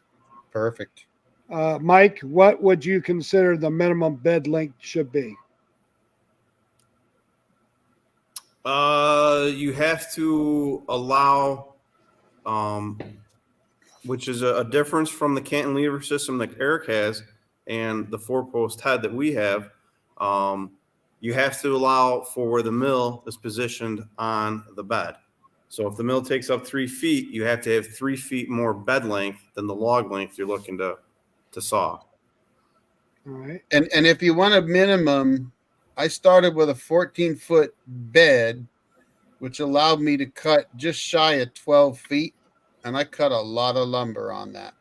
I mean, what I always tell my customers, if you don't need 20 feet, don't cut 20 feet. It's too heavy. This is true. Cut it down. Cut it to what you need. Plus, I always say, if you want 8-foot lumber, cut 8'6". So the minimum bed length, if you ask me, is about 12 feet. What tools and accessories do you recommend for running the mill as a hobby or a side gig? Obviously, a cant hook. Anything else you consider essential or worthwhile? Anybody? Two cant hooks. Chainsaw. Chainsaw? Yep. A tail man. A tail woman. Tail Young woman in one, tights. strung back. Somebody else to mill the flitches. There you go. That's perfect. Come on, Mike. Learn to do them like I do, and it won't be a problem. A tape measure. Tape measure. Yeah. Anybody else? Yeah, I'm thinking. What about you, Mike? What would you recommend with a new mill besides a can hook? You guys pretty well nailed it with the can hook, the chainsaw. Obviously some extra blades. Extra You blades. you do go through blades, and you got to be able to have them on hand when you're sawing, or you'll get frustrated. Rob in the Woods says a strong back. Yeah. 5 gallon of transmission fluid. Yeah. Lots of ATF. Yep. And Andy says a bark spud, Yep. a respirator. Here we go again. Farming square or framing square. I'm sorry. Framing square. Metal detector. Go ahead, Tractor. Mike. Gloves. Gloves. Andy Yep. said a bark spud. That's similar to what I was going to ask. Do you have a bark solution for your mills for getting the dirt off, getting the bark off? We do the chainsaw attachment, the barker. You have a chainsaw style debarker? Yeah, it's a debarker head that goes on the end of a chainsaw. Runs a Oh, gotcha. 3 1/4 inch planer blade. Is that the Log Wizard style? Yep, same thing. So All no debarker on the mill though. No. Steve K wants to know, and I think we get this every time, what blade lube is everybody using? Rick? Here Seasonal. we go. Dang. Here Rick? we go. I use Dawn dish soap and pine sol with water. And in the wintertime, I tried it this year. I'm using RV antifreeze. Seemed to work very well. Eric? Summertime, I use water, 5 gallons of water with about a half to 1 cup of pine sol and a healthy squirt of Dawn. In the winter, I use windshield washer fluid and Dawn and pine sol. Windshield washer fluid won't stain the wood, even though it's blue, and you can get it down to minus 35. I will tell you, I'm using minus 22. My mill got to minus 30 this year, and it did not break the lube on it. I do the same. Michael? Pine sol Water, and Dawn dish detergent. I don't use anything for freezing because it just doesn't get that cold here. So just water, Dawn dish detergent. Now, didn't I see a video that you did that you weren't using lube at all at one point? Most of the time I don't use lube. Okay. With Douglas fir, which is mostly what I mill, most of the time I don't need it. I put a little bit on if I get some buildup on the blade or if I know there's going to be pitch pockets. Otherwise, especially on green wood, I don't use it. Steve? Dawn dishwashing liquid and water in the summer. And the wintertime, the same thing. I got electrical heat tape on my jug. Oh, you are fancy. Paul? In the wintertime, straight windshield washer fluid, no pine sol or anything. Summertime, water and pine sol. I don't know what the measurement is, but a good glug, glug, glug from the bottle. Glug, glug, glug. Glug, glug, glug. That's it. And John, here we go. Ready? Go ahead. Dang it. dang it. Wake Dang up, it. John. This is where they Mute wish, off. Oh, dang this it. is where they wished my mic was muted right here, so they didn't have to all hear this. Right? What? If you're, Sorry. Are you if there? you're not running diesel fuel, you're wrong. That's what I got to say. If you're not running diesel fuel, you're wrong. Diesel fuel is look up the MSDS sheet for your windshield washer fluid. It's more flammable than diesel fuel, and it's worse for the environment than diesel fuel. If you're not running diesel drip, it's costing you money. It costs you more money to run water than it does to run diesel drip. Evidently, diesel's free where you're at because it isn't here. How much time You do you spend this year You want to be able to filling up run your diesel water for jug? a long time on the Hudson Sawmills. Hey, dang it. All things we use on the wheels, it would deteriorate the belting. So, dang it. Let me tell you something. My water's free. No, it's not. Mine That is is- too. I No, got it's a not. well. I got a well, No, it's buddy. not. It is. Mine I got is. a I got an well. artesian well right down the road. He's gonna start It's not free. Wait a minute. Artesian well Start is. counting footsteps. Yeah. See? How much time does it take you to fill up the 5-gallon jug? How much time does it take you to fill up the 5-gallon jug? As long I as have someone else fill it up. the water hose fills my, I mean, I just stick the water hose in and let it fill it up. Right, but you still got to spend 30 seconds getting the water hose, turning the water hose on. Now I my don't- water hose is right on the corner of my shed. I You get guys mute Steve's John first wife. up. I get Steve's wife to fill up my water jug. Dang Okay. it. So how long does it take that garden hose to get water into your tank? Long enough that I can take a break. I've 30 never met, seconds a day, a minute a day. You know what I mean? A minute at a time to Look, get 5 there's gallons no of water out of the arguing. hose. There's no arguing that there are advantages to diesel. There are. I'm not going to disagree with you, but I'm just still saying. running water. You can spend 40 hours a year filling up your water tank, real quick. So Who's- does who's your paying diesel for that? just jump in the tank by itself? Yeah, I guess if you get that much rain, He uses You know. Oh, left. your diesel. Look. Here's the thing. John is right. He did a great video on this. The truth is, you only use like one drip every few seconds. It's such a small amount that I know when Kevin Bales was here milling for me, I never saw him do anything with his lube other than turn it on and off. Like he didn't fill it up for a week. You know, I mean, so I hear what you're saying, John. Totally. I don't disagree with you. I'm just not running it because I won't. But and That's then personal. people say it'll do your blades. You know, that's or your belts. You know, to wear your belts. Your belts are $14 a piece. You know what I mean? That's $28 for a belt. Which you've got to replace that every so often anyway. Might have I have never to disagree on the price of belts. worn out before I broke a blade and the blade ripped the belt, ripped the Right. belt. You know, never worn out a blade yet or belt yet.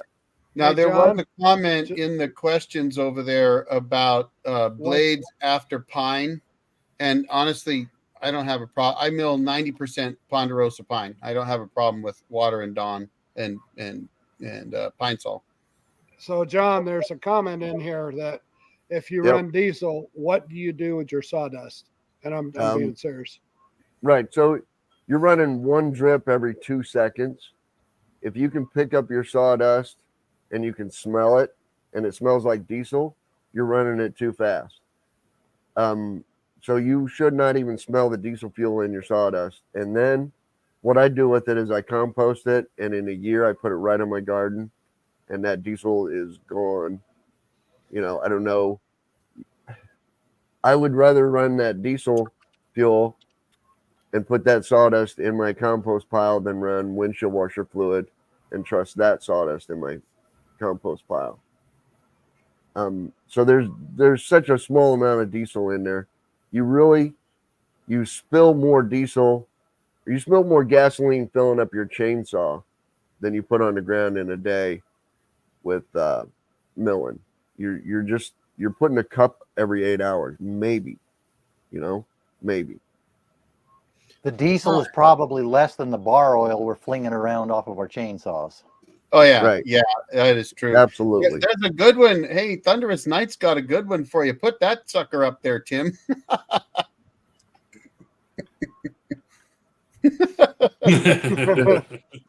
Yeah. Whoosh.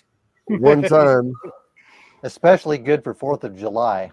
Yeah. look up the flammability of your diesel fuel, and then look up the flammability of your washer fluid, your windshield washer fluid. The windshield washer fluid is alcohol.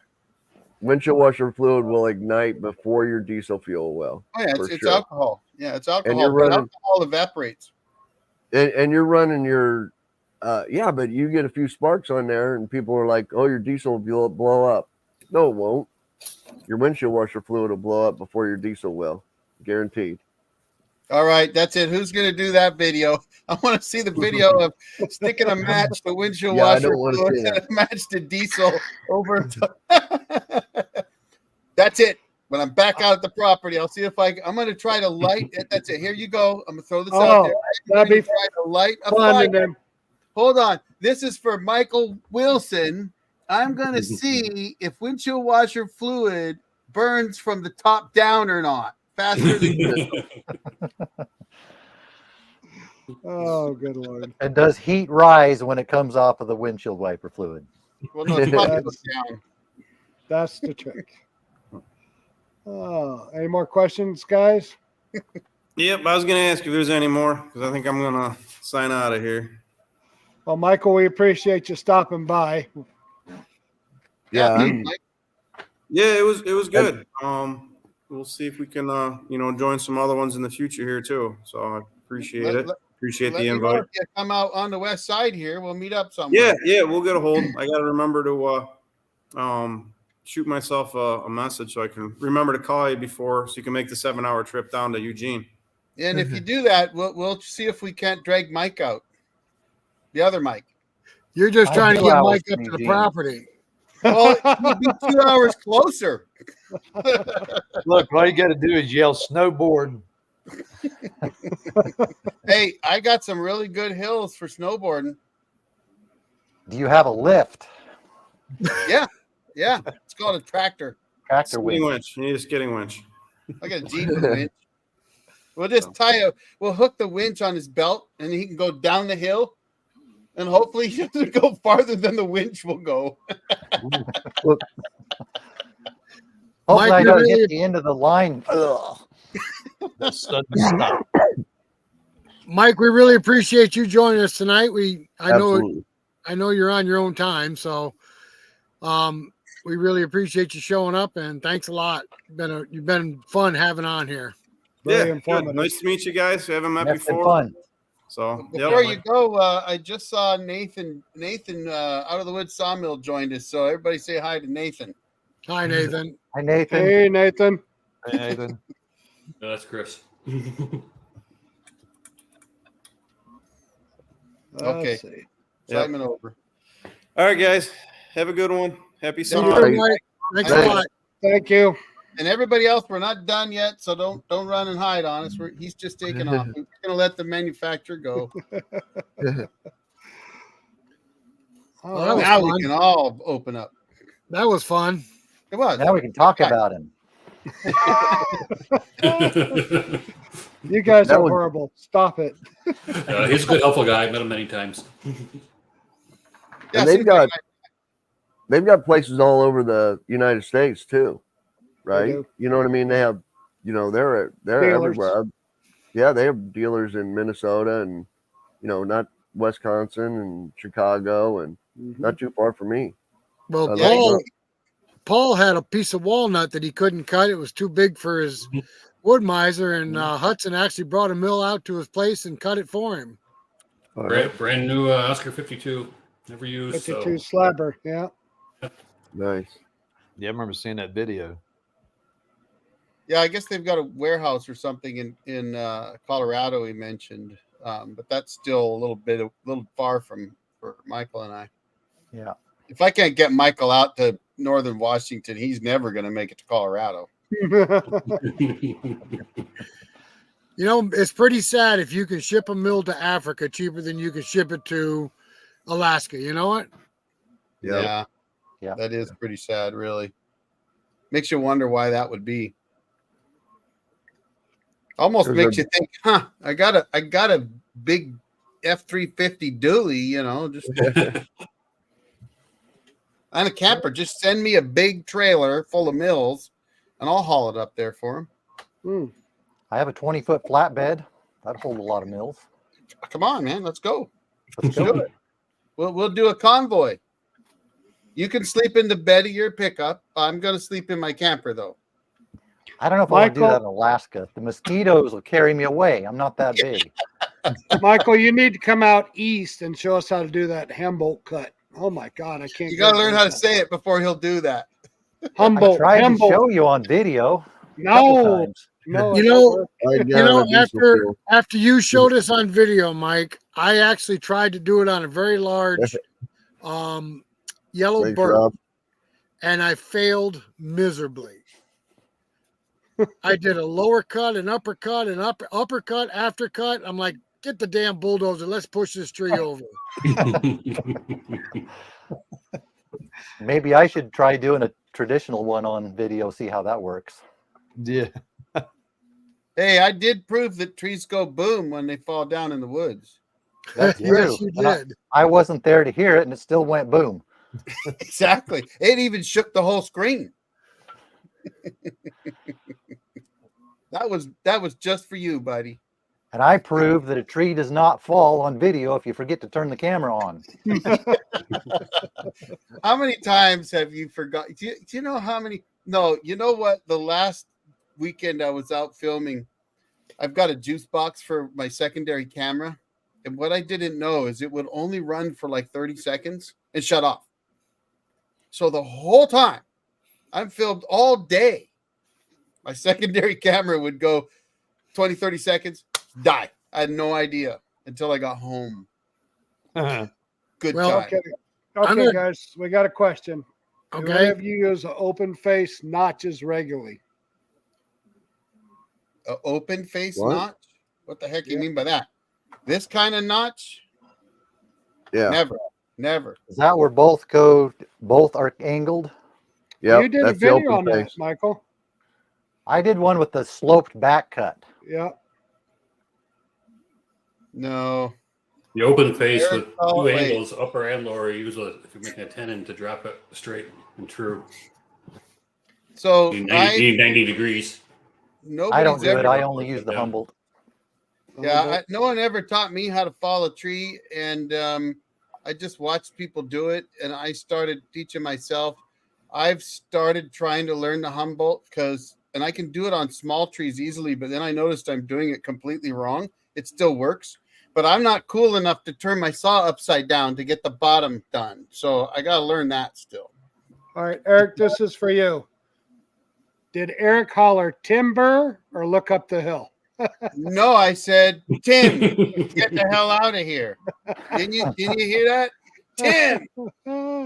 So obviously I looked up the hill and yelled, but I did not yell timber because I am not a lumberjack. That's right. No lumberjacks. But you could have said, Tim Burr, are you cold? There you go. Tim Burr.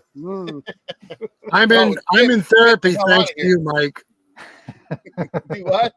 I had to go to therapy because Mike, I've been called lumberjack my whole life by the Alzheimer's. I knew there was going to be some collateral damage when I did that. Oh, video. my I gosh. took the risk. And then Mike tells I me was there's thinking no there was. such thing as a lumberjack. It's been a charade my whole life. It's been one big lie. I've been to Somebody two had to therapists. break it to you. I've been to two therapists. Both of them jumped out the window. Did they yell timber when they went out the window? I think they did. Well, there's what he's referring to, Eric. It's about 30 degrees in the bottom, 60. No. No. No. Never cut one like that. Always have a flat edge. When you don't want it to pop off. Maybe that's a question for Michael Wilson because he's a faller. That's I've never tried that one before, so I don't know. A lot of people don't know about the Humboldt is when it hits, it actually pushes the tree forward and off the stump. A lot of times you don't get the bounce on the stump when that happens. Keeps it from chasing you through the woods. Is that what you're saying? Yeah, it keeps from going backward towards you, pushes it forward away from you. Mike, there's a question here for you. Says, you cut Doug fir. How about grand fir? If you go a few months back on my channel to this summer, I cut quite a bit of grand fir. I didn't cut any of it down. It was all wind blow that I cut into firewood. I have a lot of videos about yarding it out with my F-250 pickup and cutting it into firewood. And I keep telling you, I can bring a big mill down there. All right. So with cars, we can buy parts and accessories from many different companies, not just the manufacturer. Is there something available for mills? I want to add a debarker for the LT15. Go ahead, Paul.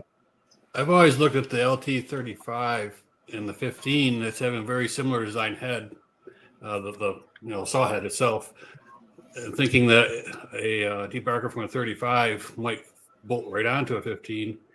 However, you probably need an alternator from the 35 as well to power it because it's an electric motor, electric saw. So it's possible. Let me know if it works. Yeah. If you I asked sharpen, Woodmiser if the debarker could go on the LT15, and they said no. It would have to be custom attached. now I did see on a video the other day an LT15 on a trailer that was ran all by itself and everything. Anybody aware of that? Yeah. So there's a couple here. One I want to answer, but before I do, I will tell you this. Woodmiser, when I was building my LT10, which became the SM LT10 for Super Manly LT10, which, by the way, is a little bit play on Manly, but they actually sent me the drawing for the LT28 clamp. And so it is possible. I will bet you that manufacturers like Hudson would probably do similar things. So I think, if you wanted to buy a debarker and all the stuff to put it together, you'd have to do your own fab work.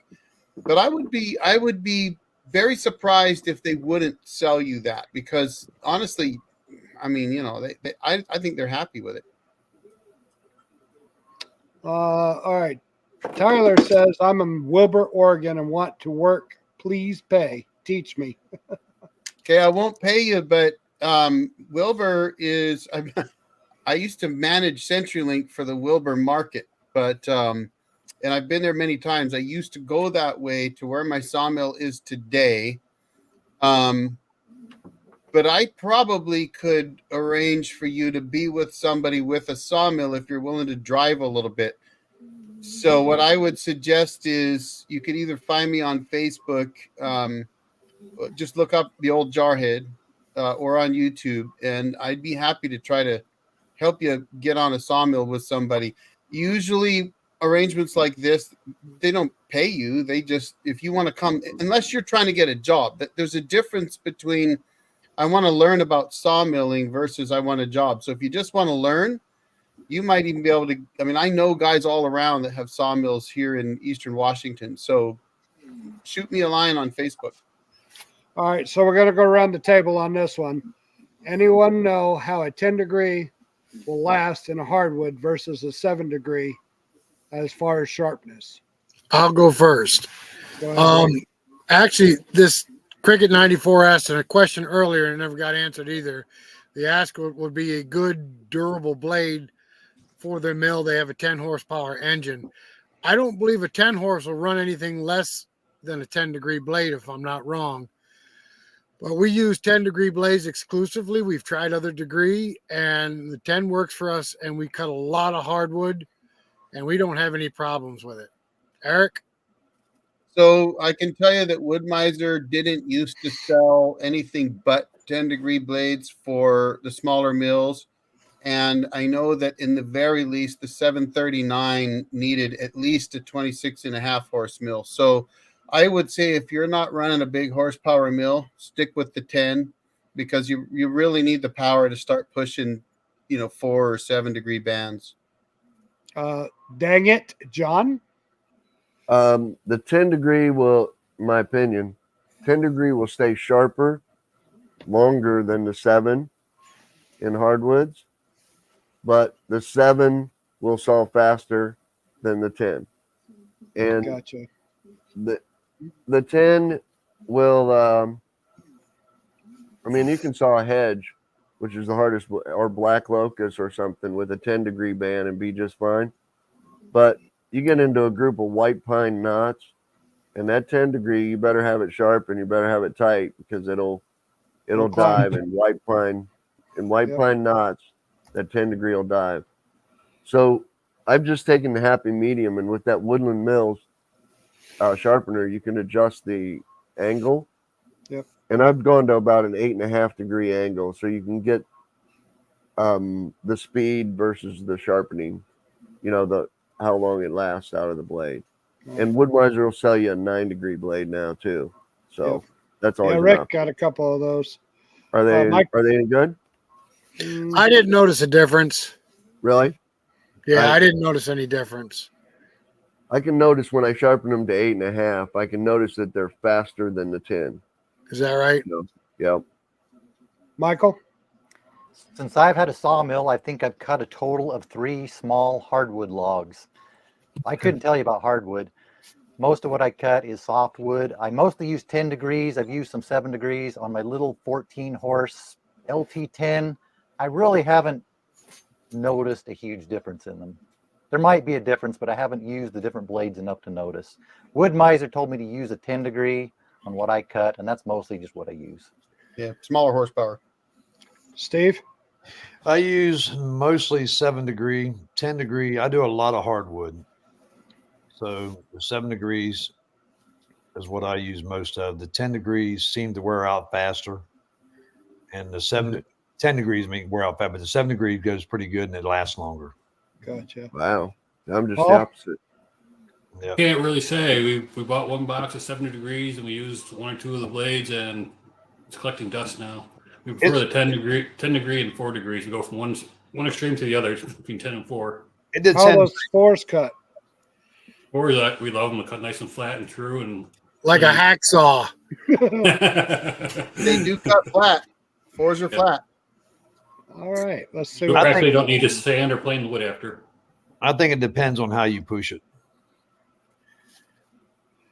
If you're I lost my place. All right, so let's see. You got one on Black Locust. That's the next one. Yep, Black Locust is very rot resistant and very hard wood. I've never seen how the grain or color looks, but I'm sure there is some kind of market for it. Fence posts. Yep. Oh, I've cut Oh. flooring. I've cut lots of black locust. And I'll tell you, number one, best band I've ever used on black locust was Wood-Mizer 747s. I didn't like the dust in my face, and I lost my voice after a while because that stuff is, I don't know if it's toxic, but it's hard on you. It was dry, so very fine. But I've cut lots of black locust, and beautiful grain, absolutely gorgeous grain. Hard as a rock, but I mean, I had no problem. Now I'm running a LT40, so not a big deal, but I love 7-degree bands on black locust. We cut about 8,000 board feet of black locust into 4x4 posts for fencing. And what they do here is they char the bottom of it where it's going to go into the ground. And they make fence posts and they last forever. But you got to nail the fence up before it dries. Once it's dry, you can't nail a nail in it. As hard as a rock. You can't put a screw in it. All right. That's about the only thing they use them around here for is fence posts. So Really? Andy asks, what's the difference between a 9-degree and a 10-degree blade? 1 degree. One. Agree? Wood-Mizer called the I was 9. waiting for that. Is he laughing, Paul? Yeah. But you know, Wood-Mizer used to sell the 9-degree band as a frozen wood band. Yes. Why, I don't know, but you know. Kilted Sawyer, I've had very good luck with the Wood-Mizer double hards 10-degree. Yep. That's what I use. That's what I'm doing. What I use. Where can I get mine from at the Kilted Warrior? Oh, he's asking Craig. He's asking Craig a question. It looks like, teach me to trade, boys. Anybody changes or adjusts set? I'll answer that first.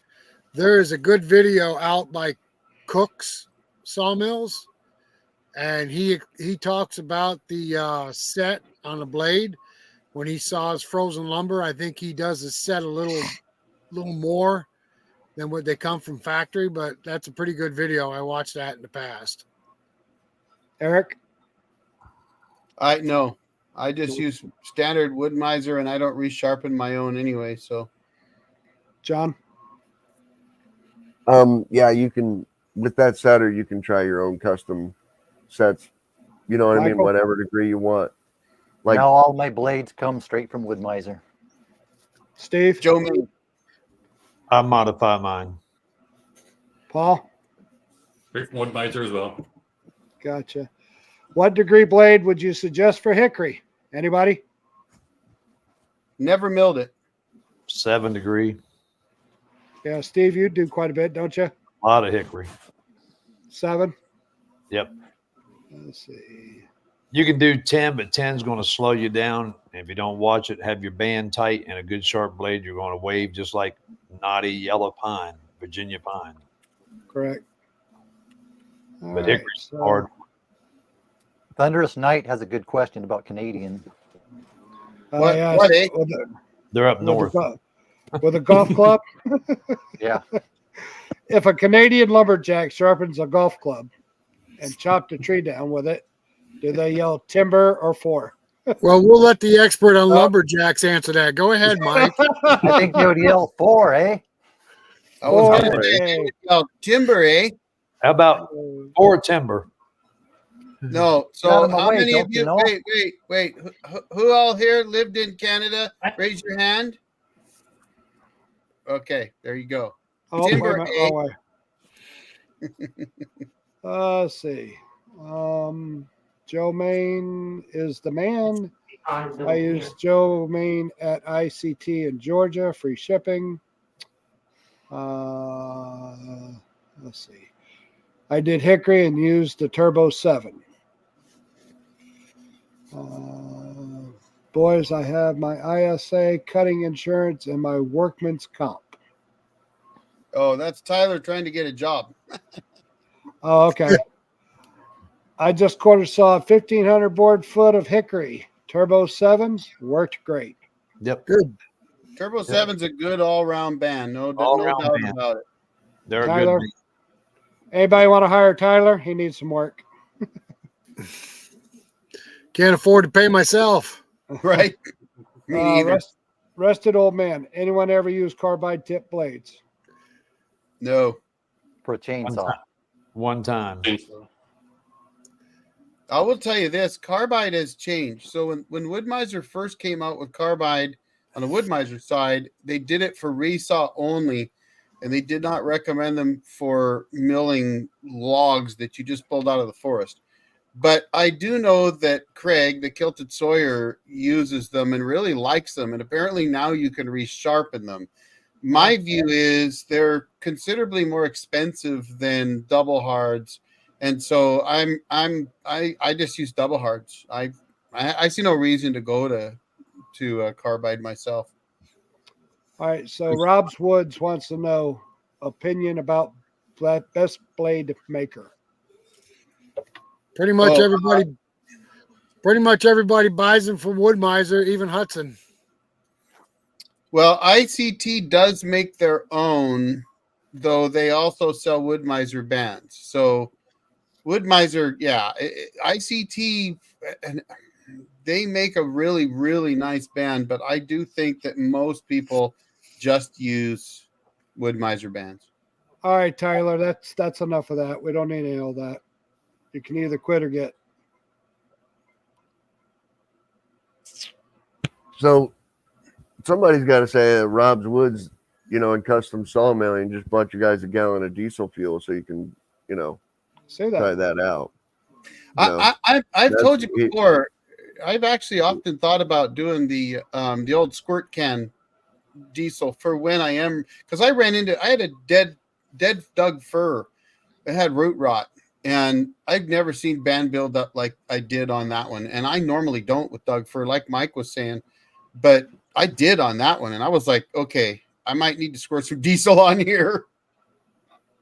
When Well, I'm I'm just cutting saying- dead Douglas fir, I'm more likely to need lube. Yeah. I get more buildup with dead Douglas fir or ponderosa pine than I do with green. Yep, agreed. All right. So whose link is Tyler Mung on? Anybody know him? Nope. No. Where are you at? I'm gonna tell Tyler right now. Most of us sitting here, we just saw for ourselves. I mean, we sell lumber and stuff, but our operations are not big enough to hire anybody to come work for us. And if you want to work on a sawmill, you're going to have to look for a local mill. I'm sure they'll hire you. They're always looking for people that are willing to work. And you'll have to start at the bottom and work your way up. But you'll have to find a local mill to you. Yeah, I don't think you're going to find that every one of us here tonight, we mill, even when I was milling full-time as a business, well, not technically not full-time. In other words, I wasn't running my mill for myself. My customers provided my labor. I couldn't afford to hire anybody.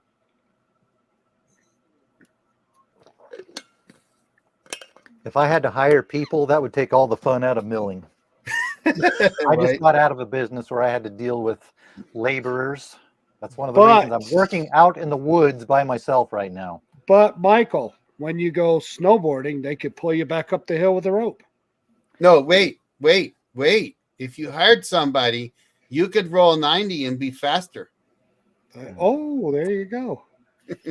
Tailman. I don't even know how to respond to this.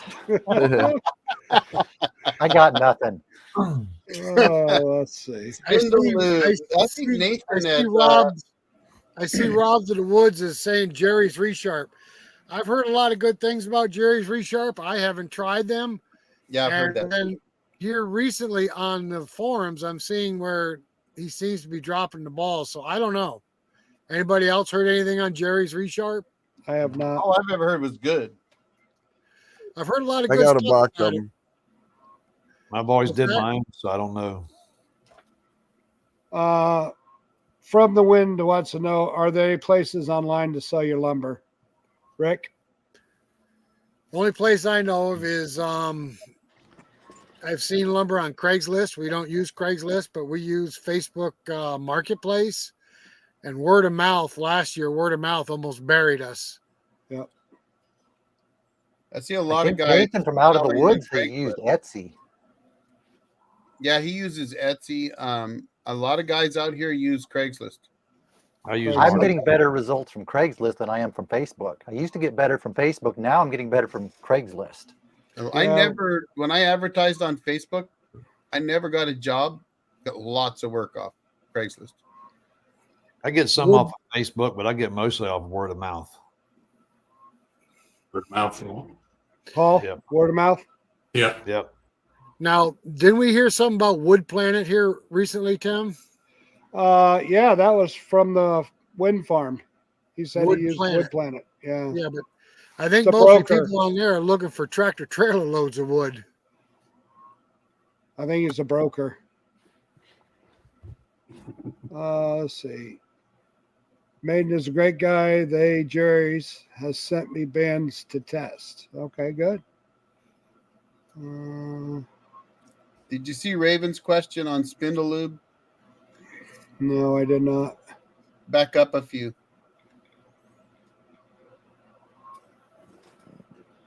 I don't see it. 6:52 p.m.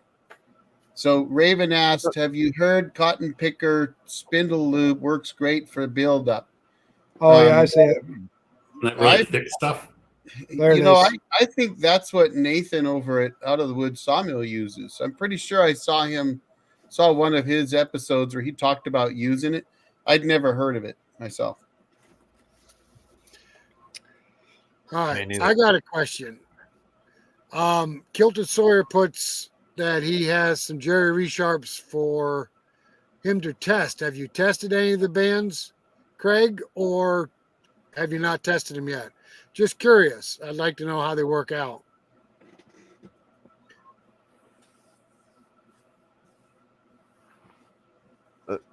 All right, so I'm waiting for him to answer. I From got the a wind bunch from farm Jerry's says- Resharp. Yeah, they're more trailer loads, Rick, for the Yeah, I The think broker. so. and then Kurt says, "Hi everyone, tuned in from Kokomo, Indiana. Just picked up my LT35 today. Where's Congratulations." your Hey, LT35, congratulations. John? Congrats. John, where's your LT35? Yeah, it's not far from Kokomo, Indiana at all. Well, maybe it's in Kokomo now. It might be. What do you call types of mills with two circular blades and 90-degree angles from each other? That's like the Lucas Mills, isn't it? What do they call those? A swing blade. Lucas Mill is a swing blade. It's not two blades though; it's one. Yeah. Yeah, swing blade mill. I've never There seen a used to mill. be a with mill two- called the Mighty Mite that had multiple blades. I don't know if they still make those or not. All right. Let's Yeah, see. they had up vertical and horizontal. Yeah, there's a circular saw, old circle mills that had the, I call them flitch cutting Dual blades top that were horizontal, and then they had the big Yep. circle blade. Yeah. I've seen some with the big blade, and then they have maybe two of the Two, horizontal yeah. ones. All right. So Steve K says, may have asked this last time. What do you charge for green lumber, softwood, hardwood? Rick? That depends on the market. Our market is controlled on the softwood. Our market is controlled by what the Amish sell it for. We have a lot of Amish in our area. We can charge a little more than they do, but basically right now, softwood is going between 85 cents for dimensional board per board foot, and the one buys we get $1 a board foot for. Hardwood depends on what type of hardwood it is. That's a market value there, and that changes daily. You have to get something like the hardwood market report to keep on top of that. Eric. Sorry, I was in the other room. What? I don't sell lumber, so I can't answer that question. John? Wow. I don't sell anything for under $2 a board foot. I don't care if it's pine or pine is my cheapest, and that's $2 a board foot. Kiln dried walnut is going for about $14 a board foot. White oak, clear white oak, 2-inch is going for a little bit more than walnut right now because I don't have any. But I don't sell anything for less than it costs me to cut it and for me to make a living. That's the easiest answer. I know what it takes to make a living, and I know what it costs me to cut it. Michael? I only sell softwood. Right now, it's about what Rick was saying, down to about 80 cents for some of my lower grade. For the higher grade, 1x material up to about $1.20. But lately, I think I need to raise the price because people are buying it a little too fast at that price. Just recently, the market, something's happened. People are buying more lumber. I think I need to raise my price. Johnny's Mill. I use 10 grade blade from Jerry's Resharp. Not a bad blade. Okay. Resharp. Johnny's Mill Resharp.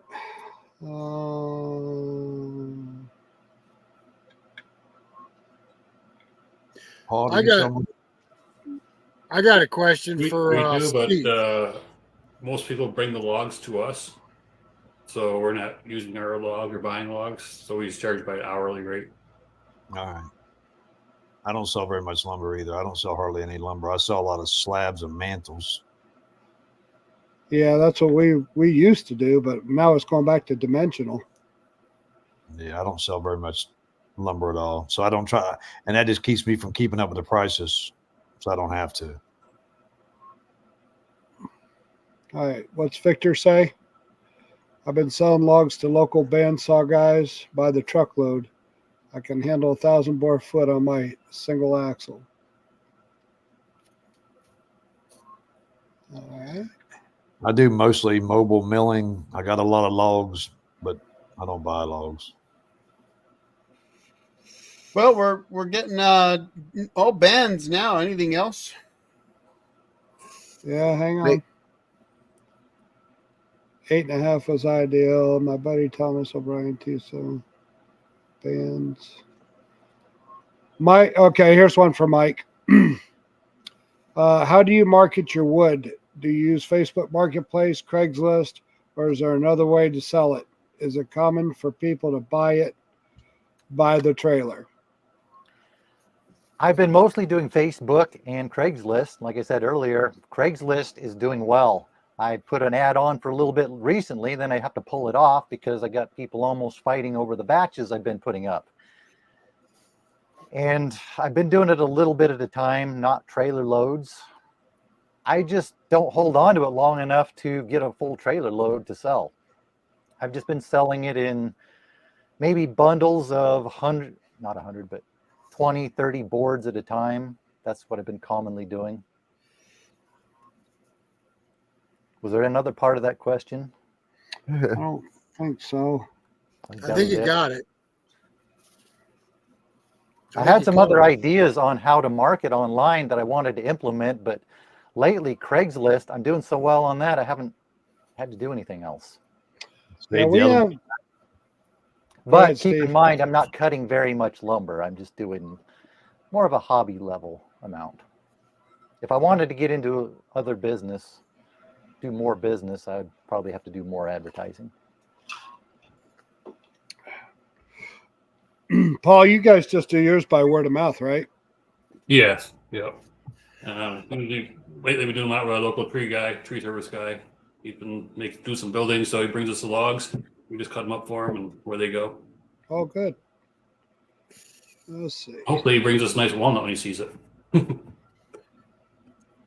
$50 an hour. What?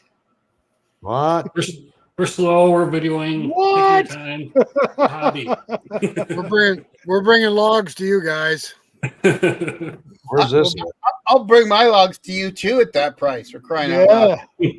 I'm not milling this year. I have to chase customers away at 125 an hour. I got guys in Richmond doing 155 and 160. Really? I Yep. believe it. I'll send them all day long. Go for it. When I was on the road, though, I was out actually trying to earn a buck. So, you're hopping. You're going to earn it. Yeah, I charge $100 an hour plus delivery setup fee. Thunderous Night is signing off, guys. Have a good night, buddy. Yep. See you later. Good night, Thunderous Night. Thanks for the good questions. Good evening.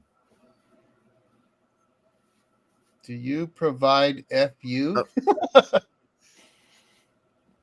not sure what that means. I don't either.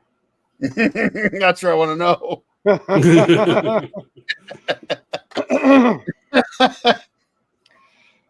You might want to finish typing that one out. Out of the Woods earlier wanted to talk chainsaws. I saw that question, you guys. Yeah, I thought I seen something about a chainsaw. Yeah. Well, I have both Husky and a Still. I like both of them. I run all steels. Nobody knows what Michael runs. Nobody. No, I used to run Huskies. I've run a lot of Huskies, but I went back to Steel. I'm probably going to do a video soon about why that is. I run a Husky, but I'll run a Steel because the gas and oil is free. Yeah, right. Husqvarna here, but I grew up in logging country, and you might find somebody that swears by McCullough. I find that it depends on who the salesmen and the distributors are and what the company likes. If you are working for Mac and Blow, you probably were running a Steel, but if you were working for one of the operations on Northern Vancouver Island, you were running a McCullough. And, if you were running in the interior, you were running a Husqvarna. So they all make good saws. I think that's, Jones Red, you name it. They all make good saws. That's what I grew up running on McCullough. Well, Yeah, that used to be the saw. It used to be the saw. John, what do you use? I used the Huskies, but I didn't buy them as a logging saw. I bought them as a firewood saw. And I think the Huskies are just that much faster than the same weight of a Steel. But I think the Steel still got the longevity on the Husky. I think that Steel is going to go for a lot longer than that Husky is. The Steel's going for 35 years, and Husky's, I don't think going to make it. Husky's been around that long, buddy. No, I mean the saw, the saw itself. Well, I think, John, the Huskies' problem in the beginning was they ran too many RPMs, but I noticed that the newer Huskies have slowed the RPMs down now and increased the power. Right. Paul, what do you run? All Steels, except for one Husqvarna, my little one. And since Mike's not here anymore from Hudson, I could tell you a story about why I got a Husqvarna, but maybe some other time. Okay. I will say I saw a Milwaukee 18 volt in there. I do run a Echo DCS 5000 battery saw. Love that saw. Fantastic little saw. But it won't compete with the big gas saws. Never. I run an 80 volt Kobo. It does real good. Yeah, that thing's awesome. Wait. Do you run that or does Bonnie? Bonnie does. I run it once in a while. When she lets you. Yeah. When she ain't around, I grab it. That's her saw. All right. So someone's asking, do you provide finished products like S4S? No. I do not know. No. I ain't got Rough sawn only. All I right. don't have time. If I don't upgrade, would you all put a homesteader on a 21-foot trailer? All right, so I got the Homesteader, and I think he's got the Homesteader 36. Correct. Here's the things you got to look at.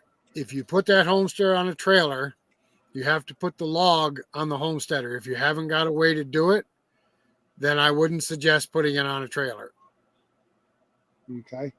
What rail lube do you all use? Wait, let me go back to what Rick Okay. just. Go ahead. So I started out with an LT10, smaller than his mill and on the ground. I put it on a trailer, and that entire build's over on the Forestry forum. But it's we actually hand rolled the logs onto that mill deck. We had a winch, a swing up winch arm that we custom built, and I almost never used it because we found 2 guys could roll a log up there real fast. So it is possible, but if you're not on Forestry Forum, I'd suggest, and I'm not affiliated with them at all, but if you want to see a build where I took a mill that had no log loading capacity and put it 2 feet off the ground, you could see how I did it. And it's very, very doable. The cheat is do it like an LT15. And Mike also mentioned that you have to build a platform on the trailer to see your log scale and to be able to run the winch. So keep that in mind. You have to make some mods. Yes. I had to modify my scale and things like, and I didn't need a platform because I built mine like an LT15. So if you look at an LT15, the trailer's directly under the mill. And I did the same thing. The difference is you got to modify your scale so that you can see it, because otherwise it's 2 feet higher than it should be. Okay, next question.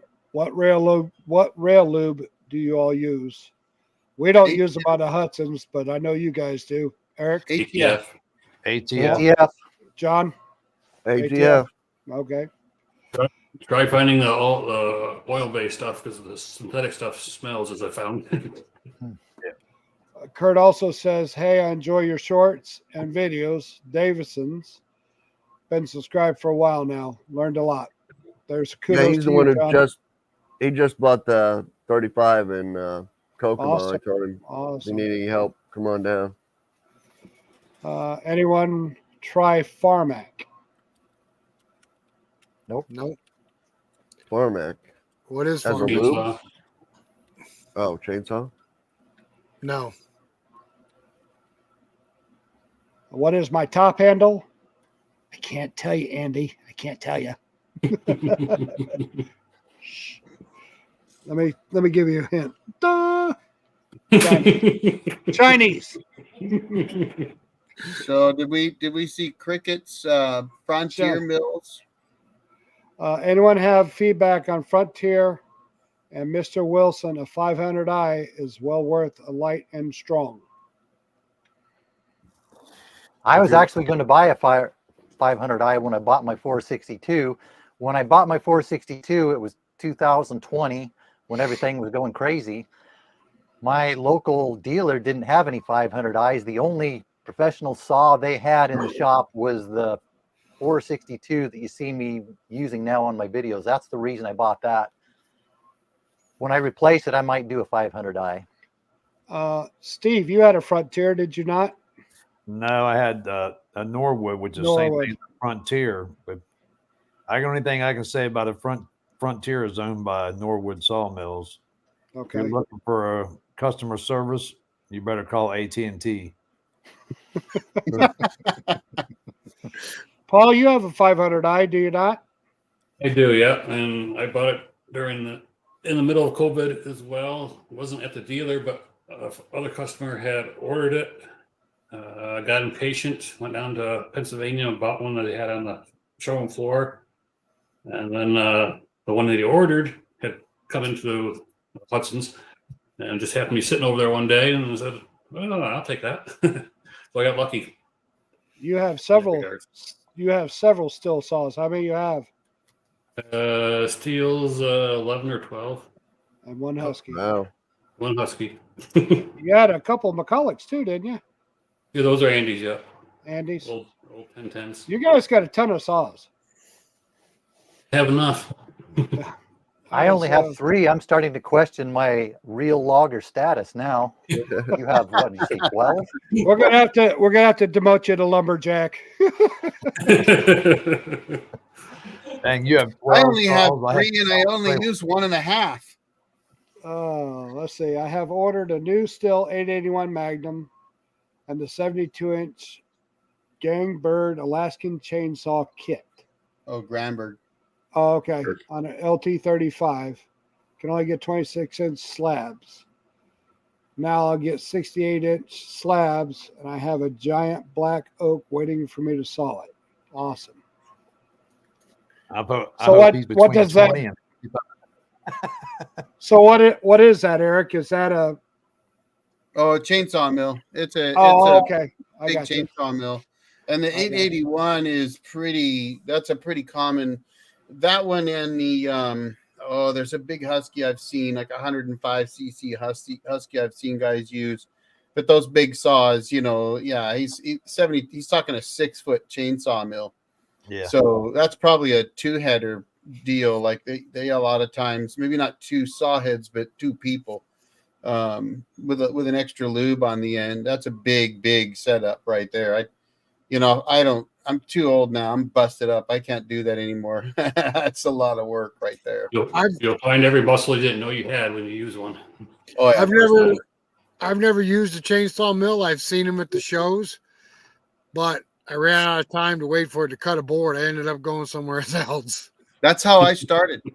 Only I started with a 52cc saw and a small Granberg chainsaw mill. And it was like, 5 minutes a cut, let the saw cool down, make another cut, change the chain out, make another cut. I got a guy about 5 miles down the road that's got one, a big one, and two guys operate it. Yeah, but I mean, those are really big slabs, sure, but other than that, that's all they do. They do slabbing, but I can go drop a log off, and by the time they get one slab, I can go to lunch and come back, and they still won't be done. Right. Meanwhile, if the log is a 32-inch log, I can mill the whole log up before they're done. Yeah, they're doing 6-foot wide slab. And I ain't but they got a place for them. Oh yeah, they ship a lot to New York. Michael, that one looks like it's for you. I think we already covered that one. Yep, we covered that one. Yeah, we covered that one. Oh, I'm slow, guys. Sorry. There was another one about a 362. 361. Great for falling or bucking up. I've kept that a secret, Tim. You didn't need to let that out. Shut up, Rick. Maybe it was a 361. I have a 362, and I really liked it. I wore it out. It's not working very well now, so I don't use it. When I went in 2020 to get my saw that I have now, I was going to get a 362 to replace it. I like the 362 with a 24-inch bar, but in 2020, they were out of commercial saws, and they didn't have any, so I still haven't replaced it. But I really like that 362, which I think is similar to the 361. There's a Simplify, Eric. I think you've already seen that. Yep. Yeah.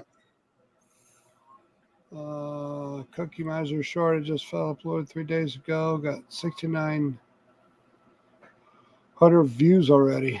2 other shorts of 436. Tagged to cookie video weddings. That's a good one. Well, we've cut a lot of cookies for weddings. Yeah, We have. Yeah. I just saw Michael Weller posted that he sold his LT40 to the guy that Kevin sold his 42, but then decided not to sell it. I mentioned that earlier. So Michael lives up north of me. One of these days, I'm going to get up and film him on his new LT70. Nice. All right. Let's see. Help me out here, guys. I must be way behind. All right. Anyone make it to the Lumberjack shows in Boonville or Paul Bunyan? We go to Boonville every year. We enjoy the show. It's not as big as it was before COVID, but it's getting back the way it was. Paul and Andy go there as well. Yeah. I'd love to, but somebody'd have to pay my airfare because that's about 3,300 miles for me. That's a long way for me, too. I haven't found too quite the incentive to go that far to one. Hell, we can't even get Michael to come up north into the state right above him. You said spring. It's not even spring yet. Hey, it's 60 degrees there today. It's probably almost 80 here today. Yeah, but they're down there in the warm country. All right. So I'm just going to pop a couple up here. Anybody want to comment on any of these? Let me know and I'll stop. Fortunately, I don't have cherry here, so I never got to try it on cherry and blow my plug out. Let's see. Yeah. Rick just commented on that one. I don't. Wind farm. Well, guys, I hate to point this out, but we talked about keeping this at 2 hours and we're running over. Yeah. Holy cow. How long do you guys want to go? About bedtime. We're at 2:19. It's dinner My time eyes are here. starting to my eyes are starting to dry out. I just close mine every 15 minutes or so, and then they're moist again. Thanks, Vic, for stopping by. So dang it closes his eyes for 15 minutes or so, he said, right? Yep, I thought I heard snoring. that was me. That was me. It might have I been thought, Fenway. I thought it was a chainsaw. Well, So- I say we wrap this up, guys, if you're all in for that. Raven, well, I can afford some more lube now, so thank you.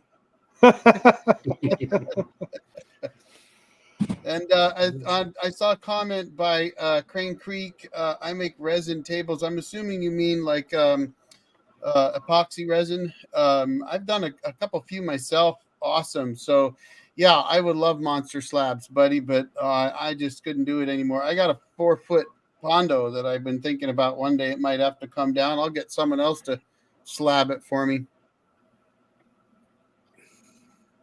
All right. So it looks like we got a bunch of people leaving all at the same time. So Yeah, it's about that time, I let's think. go ahead and wrap this up, guys. We appreciate you, everybody that stopped in and said hello. Man, yeah. Thank you for Yep. all the questions. And this chat is only successful because you guys have come to see us.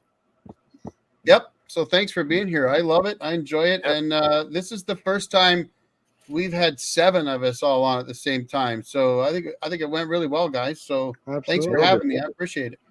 Yeah, I was I glad saw to a have wasn't you. super chat. I wasn't even going to be here, but I'm all busted up, so I had to stay home. Well, why Wow, you grab that super. helmet fully? I saw a super chat in the comments a while back. I don't know who that went to, but whoever sent that to whoever they sent it to, thank you for that. That was that was to me, Rob's Woods and Custom Sawmilling, I think that is. He told me, here, buy a gallon of diesel. Oh, that was it.